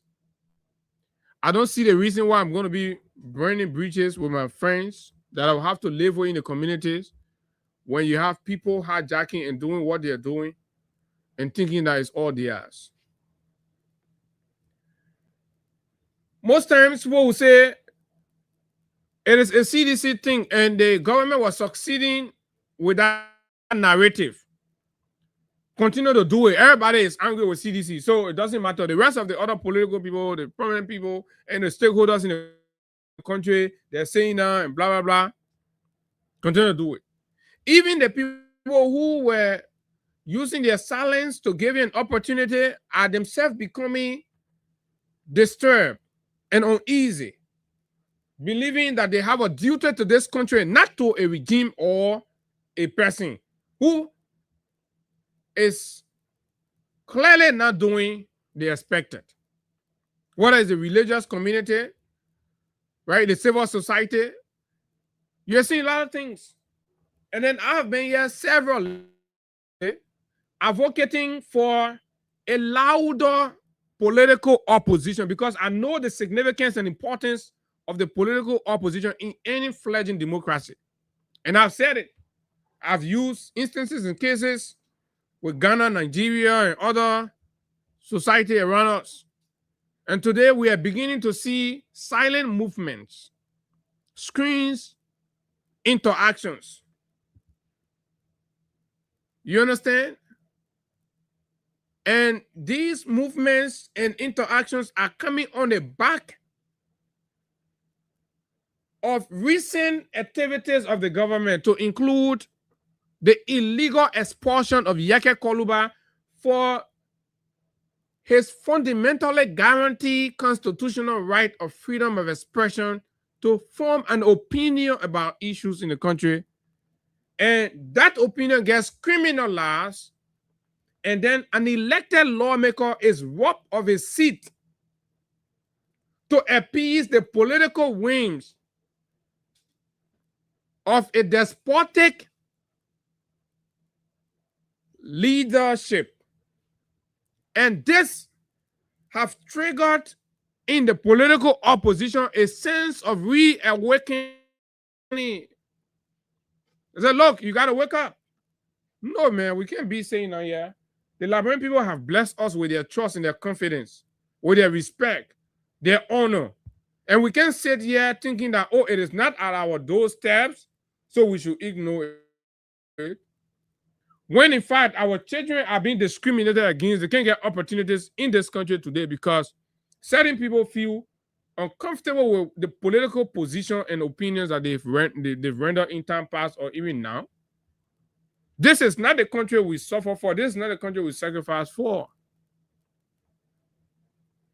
Oh, you think we all will be sitting and say, oh, that's CDC and stuff? No, the country got to go beyond that. The CDC have a turn, we have an issue, we rally, we stood up for the country, and you're coming, you're doing even more and worse than what we said was happening here. Imagine a generational wealth of over $300 million contract is awarded by this government, and not a single Liberian company gets a share of it. All goes to Sierra Leone and their Guinean counterparts. Then Liberian becomes spectator. A generational wealth. And people say, no, things are not proceeding right. Let's see. And over the weekend, former President Weah called an occasion.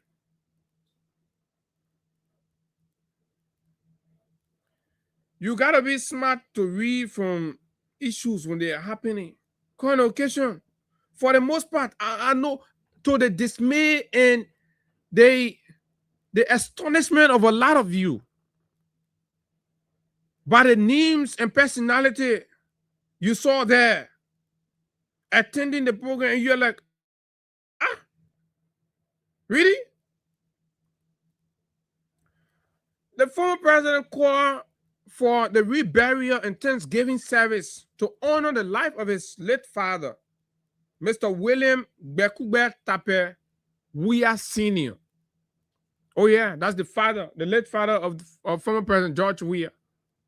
For several years he passed. In this critical time, you got to be a political thinker. Let's call an event.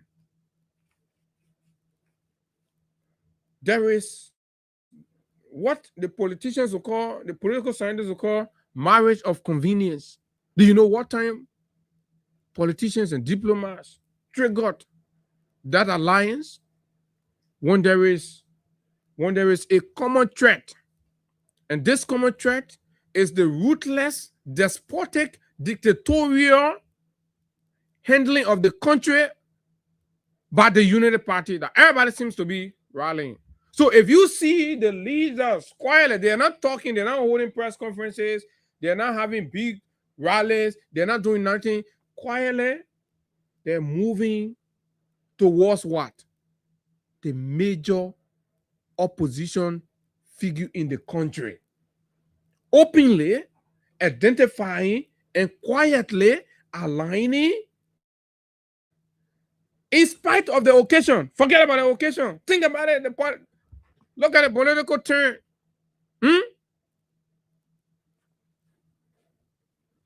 Well, so we ain't seen no time to something about I did a time like this. Senator Amara Conant goes and make a comment about what he thinks must be a priority in the face of national aggression, quote unquote, and carry out a comparative analysis. Pope erratic partisan lawmakers put a spin on that to give justification for undemocratic attempt to unseat the man for his democratic view. And people see that happening in the country. And lawmakers, representatives get enabled by that to write a communication lodging the man's complaint to the pro tem's office to investigate the man.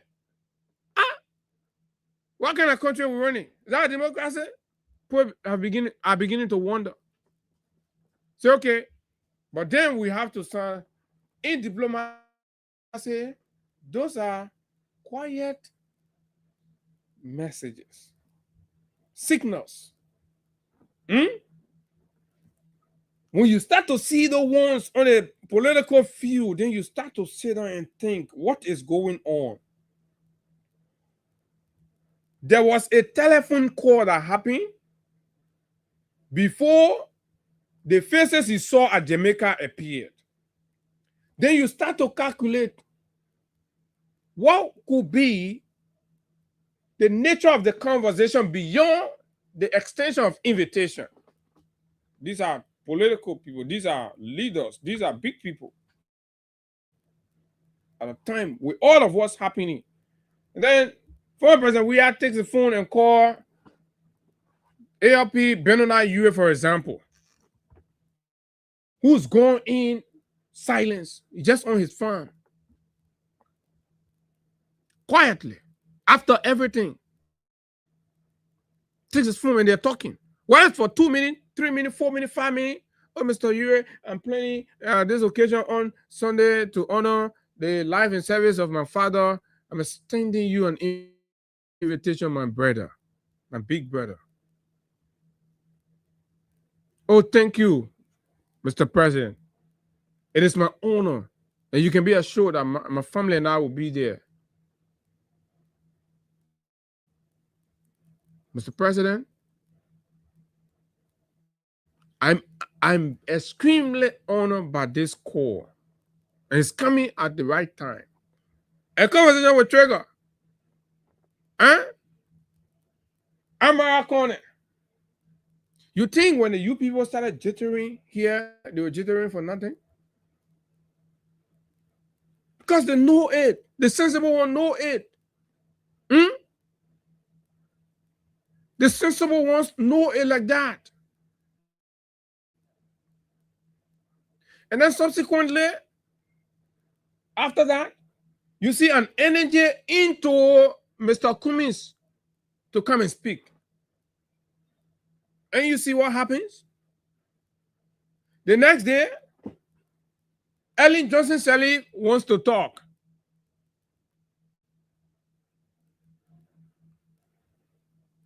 Liberian people, all is not lost. We've been here telling you, keep on, hold on.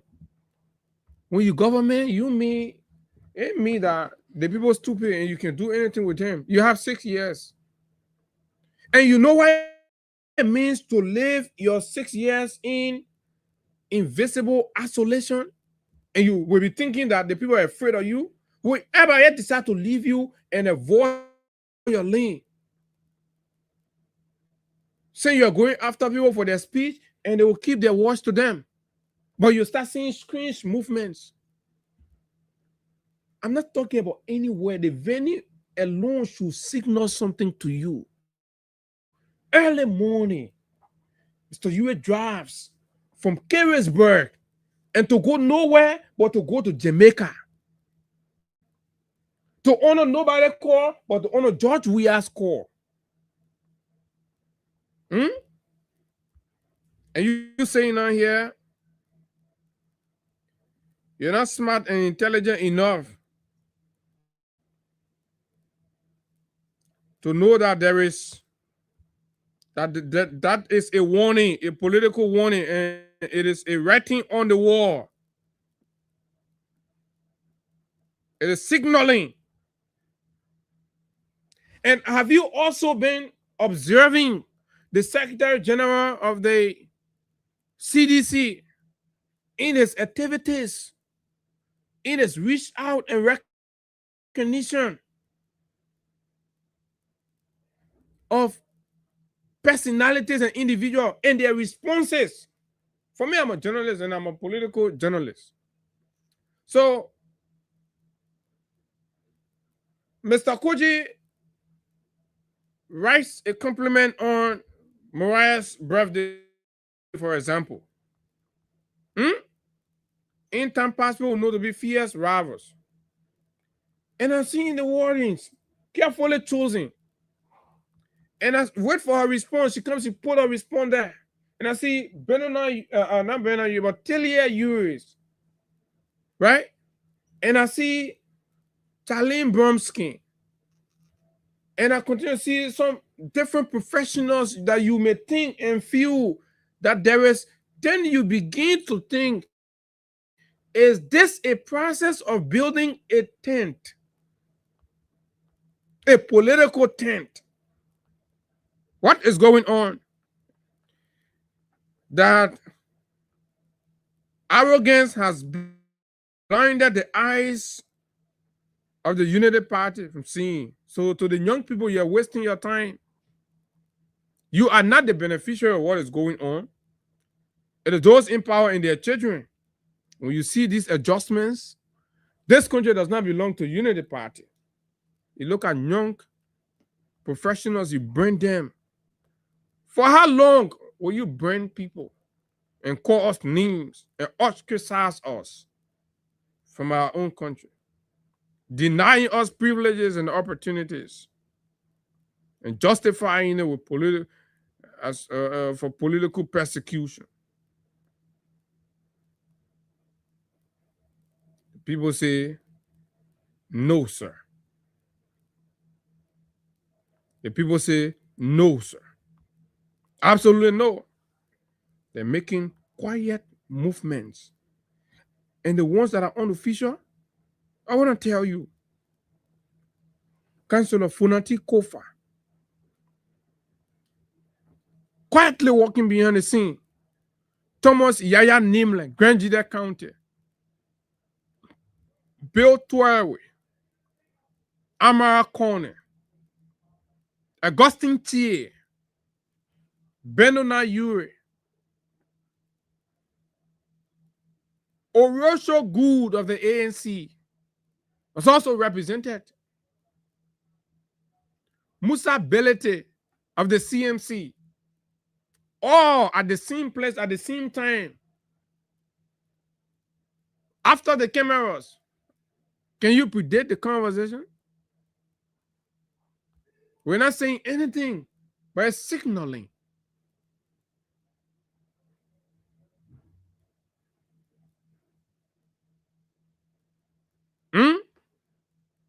And the big man himself, D. Maswa Sakemia, the negotiator, the diplomat, the quiet mover. And you sit down in your arrogance.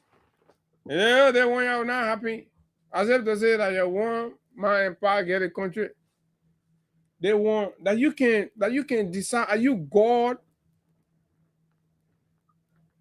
There is a collective consensus on one thing, that the regime is proceeding despotically and Liberia cannot continue in this form, shape, and manner. Gone are the days where people will see themselves as individuals that should be worshipped because they are the leaders. You go after people's jobs, you go after people's businesses. Long established and built Liberian businesses have been subjected to political persecution under this Joseph Numa Boakai regime. Streamex Oil and Gas. You unconstitutionally and illegally attacks a government policy simply to get at a political opponent. And you think that's leadership for people to sit beside? Things will happen. Things are going on. The regime is on bended knees. They're crying. The heat is on. And this is not stopping. What do you make of these kinds of movements? And what will you hope in the face of the suffering, the hardship, the corruption, the stealing that's going on, the attempt to mortgage and sell out? And when these kinds of movements going on, that's why you will never ever mortgage the Putu Mountain. These people, we will not sit down here and allow it to happen. Neither the Wologisi. Tomo Fala say, anything we can do, we'll do it, we'll get it. Even we'll cover all to get it, Wologisi Mountain up. 3 years now, you can't even make any significant improvement on Lofa Road. The CDC government stopped it at Golu. You're only able to take it from Golu to Salaye. You can't even reach it Zozo. And you're passing around whole day, you say you're building road. Movements are happening, and that's what I can say to you. Well, let's hear you. What do you think? What hope? What can you say to the leaders? Our sympathy and condolence to the Weah family, and we pray with them. For Mr. Weah Sr., for their country demands concerted efforts to redeem us. Leadership, you understand the country belongs to everybody, but you start to ostracize people, to treat people. Look at the country, North Sea. You're picking force in Liberia, you're picking force in Guinea, you're doing this, you're doing that. You're appointing all kinds of people. Check out records, some of them didn't business, all kinds of terrible people. Liberia is being highlighted. Look, do we need to sit and fold our hands and say, oh, because they put me on board? 0776 104 104 06 500 104. Good morning. Good morning, Abu. Morning. Thank you very much. I remain seriously willing, the President General of Concern of Brentwood Justice. You see, this is what they're calling for opposition or synergy. But then we are not forgetting that, you know, all that is starting.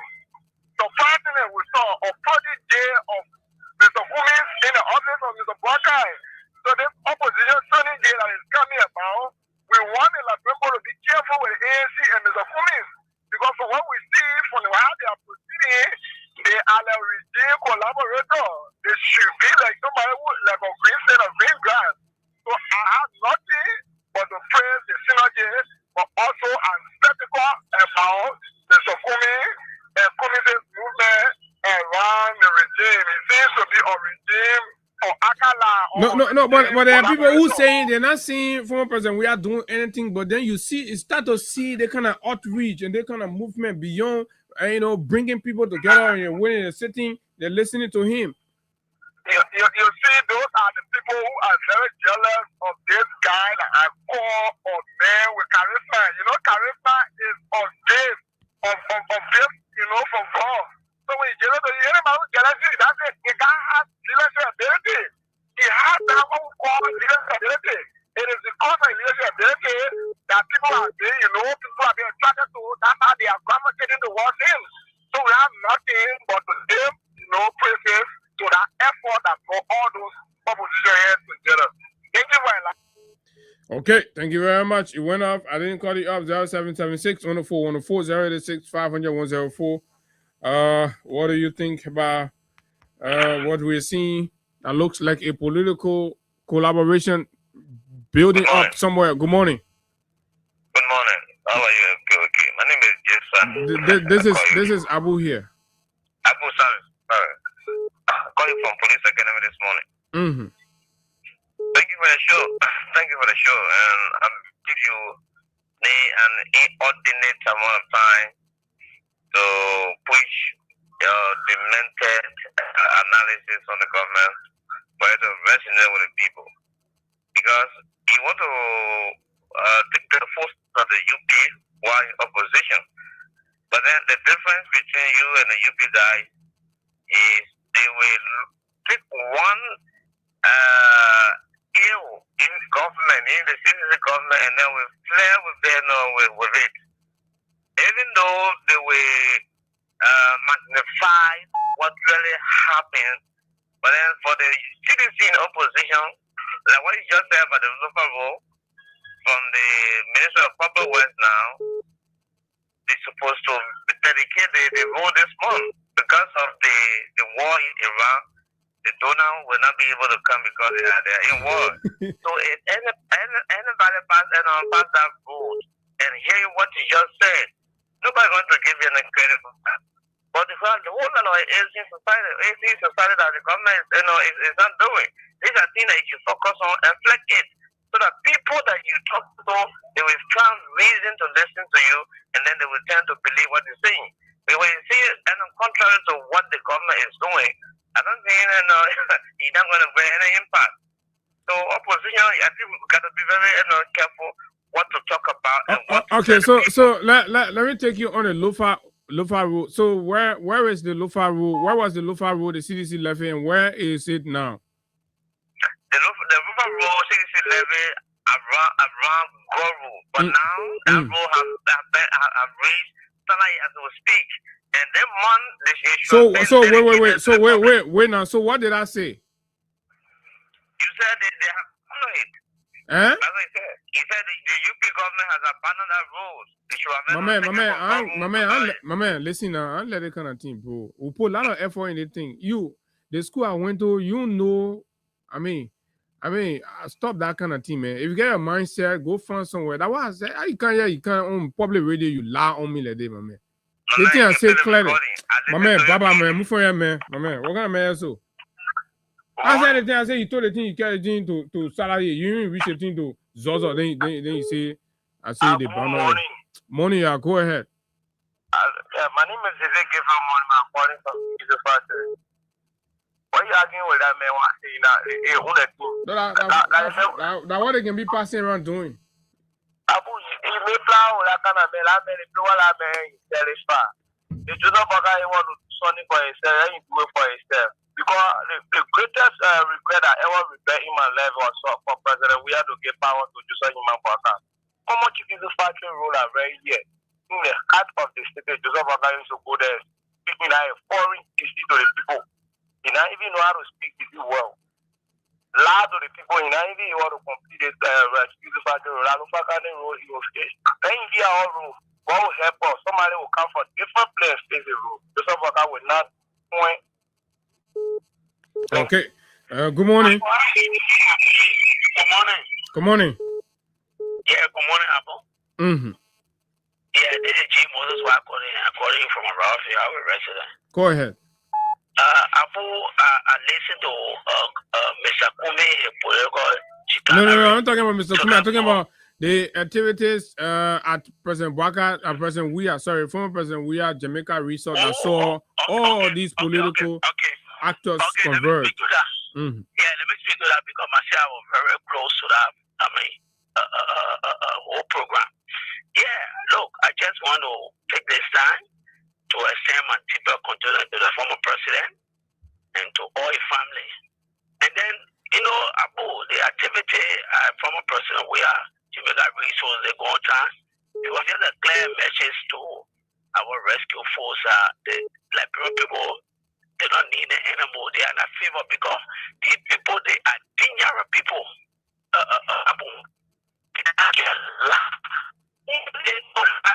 Deception. I think when God was creating Satan, that party, the God knew the party. I think they were sending that rest God when God was creating Satan. Because these people, their attitude, their behavior is no different from Satan. And they got look at the way they are getting country. They make people are getting into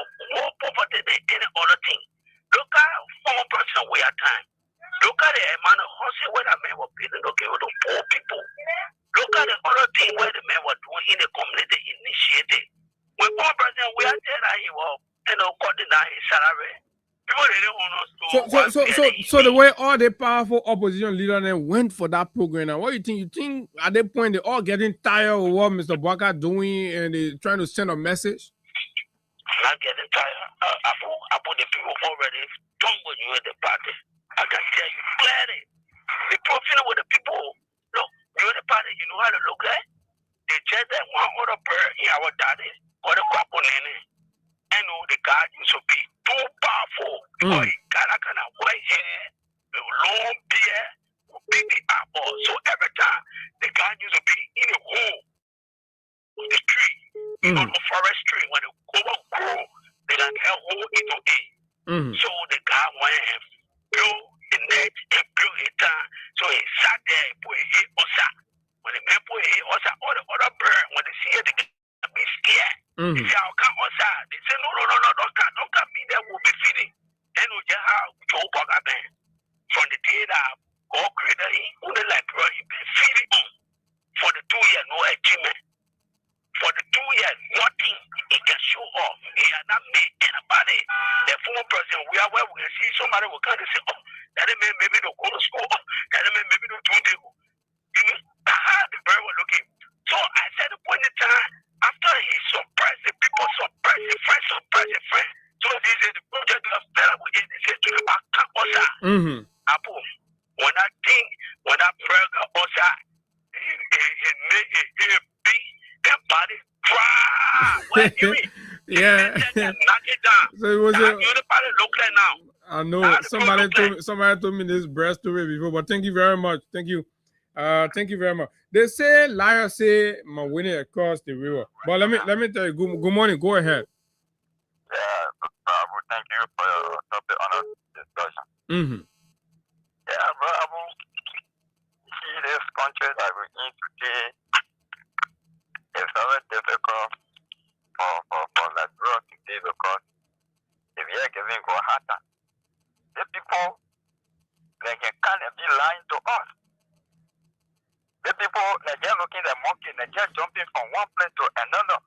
But it's just 2 years, and it seems everybody's getting tired. And former President Weah is kind of hauling everybody near. And I see all the powerful opposition political leaders are coming on a 110, having conversation. Nothing official, nothing formal. It's just a regular sitting. But the fact that he's calling all of them, people saying a lot of things about to change. Well, Abu, you can see the thing clearly for yourself. That nothing the government is doing. The only thing they are telling us, they only lie to the people and they sit down and killing their own citizens, eating citizen brutality that is the day of the day you can see. But what so much? Tell me what, say the government has the power 3 years now. What is tangible? You can tell me of what the government has. The people cannot control the Liberian people. The days that they used to control the Liberian people that they have gone. Everybody else is open to the reality. You cannot fool me again. I was not born in the 90s. In the 80s, I was not born. But now, the thing that happening, brother, you cannot lie to me. Because for myself, I have sat down and see the reality. That while I evaluate between President Weah and President Bwaka. Because I follow the footsteps and I know what he has done for this country. I read the land. I read between the land. So I choose President Weah to become the rightful person of the nation. Okay. All right. Thank you very much. The last call, and then we can close up on issues right here. Very importantly. Good morning. Morning. My name is Nwadiasi. Go ahead. Yeah, Abu. The post say was telling the people who were campaigning for horse to horse was telling the people about Joseph Bwaka. You might not say we are king for others. The way God came for his people. So, part two job we have to come through in a country and the post the one wanted Joseph Bwaka. What in the phone will show in the country that they not do. Everything that job we have started, they're not even able to end it. They only they're passing around lying, suffering people. We said it, no money, no fire, everybody get every scatter. So what we own in the country here, then they just lying to other brave people. Why the people want lie to us in the country here? But 2029, we pray for lawless. We will vote our people up and job where we can't fight to end our job for all. Okay. All right. Thank you very much. Thank you very much, folks. So you listen to the callers. Liberians are equally overwhelmed and beginning to see the signal of the power that lies in political opposition, especially during critical moments like these, where the government seems to be exclusively working only for the few in power. They've blatantly ignored the rights and the cries of the ordinary people. They continue to go after, and opportunities are no longer directed to benefit the Liberian people. Rather, they're serving the whims and interests of foreign partners, foreign connections. How you take a $300 million contract and give it to a Sierra Leone company when there are struggling Liberian construction companies here that could collaborate? A generational world we're talking about. You take the transport ministry contract from a Liberian and give it to a foreigner. You're taking everything from the Liberian people in their own country, giving it to foreigners. And these things are hurting. When people are no longer hiding their feelings and they're coming out. So now, fellow Liberians, this is our country, and we are at a crossroad. We are at a very difficult moment. We know what it is.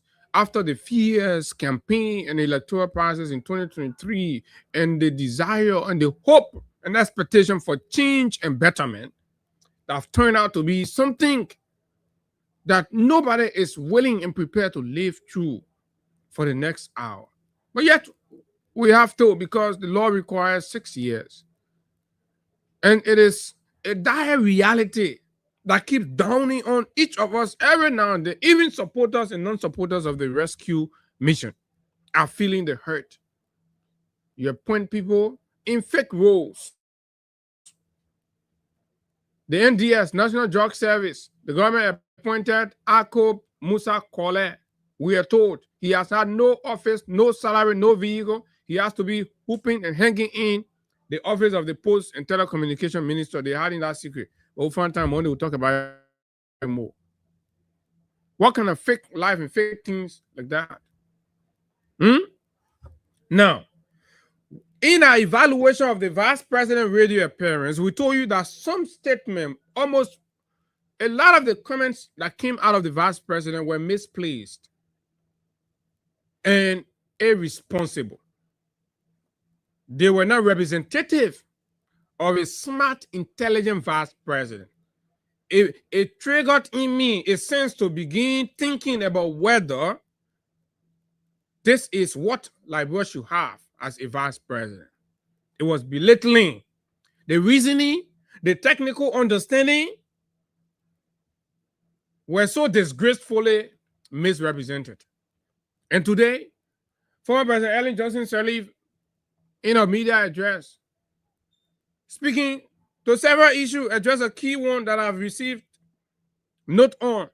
This question about the Vice President position on concession companies in the country.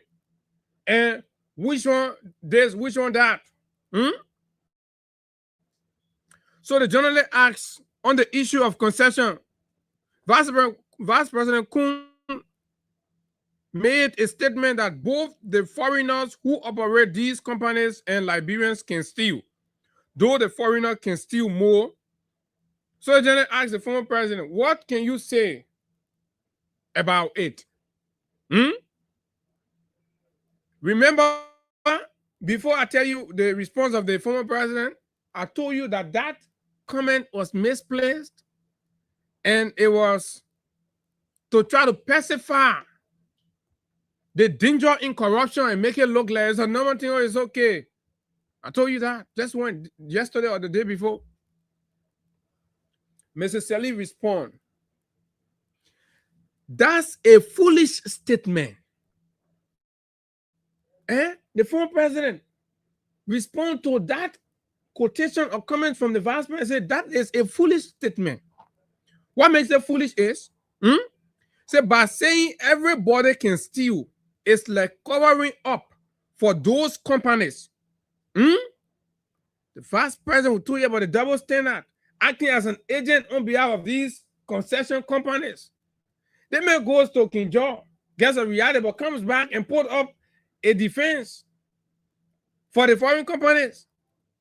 It's like covering up for those companies and shying away from the fight against corruption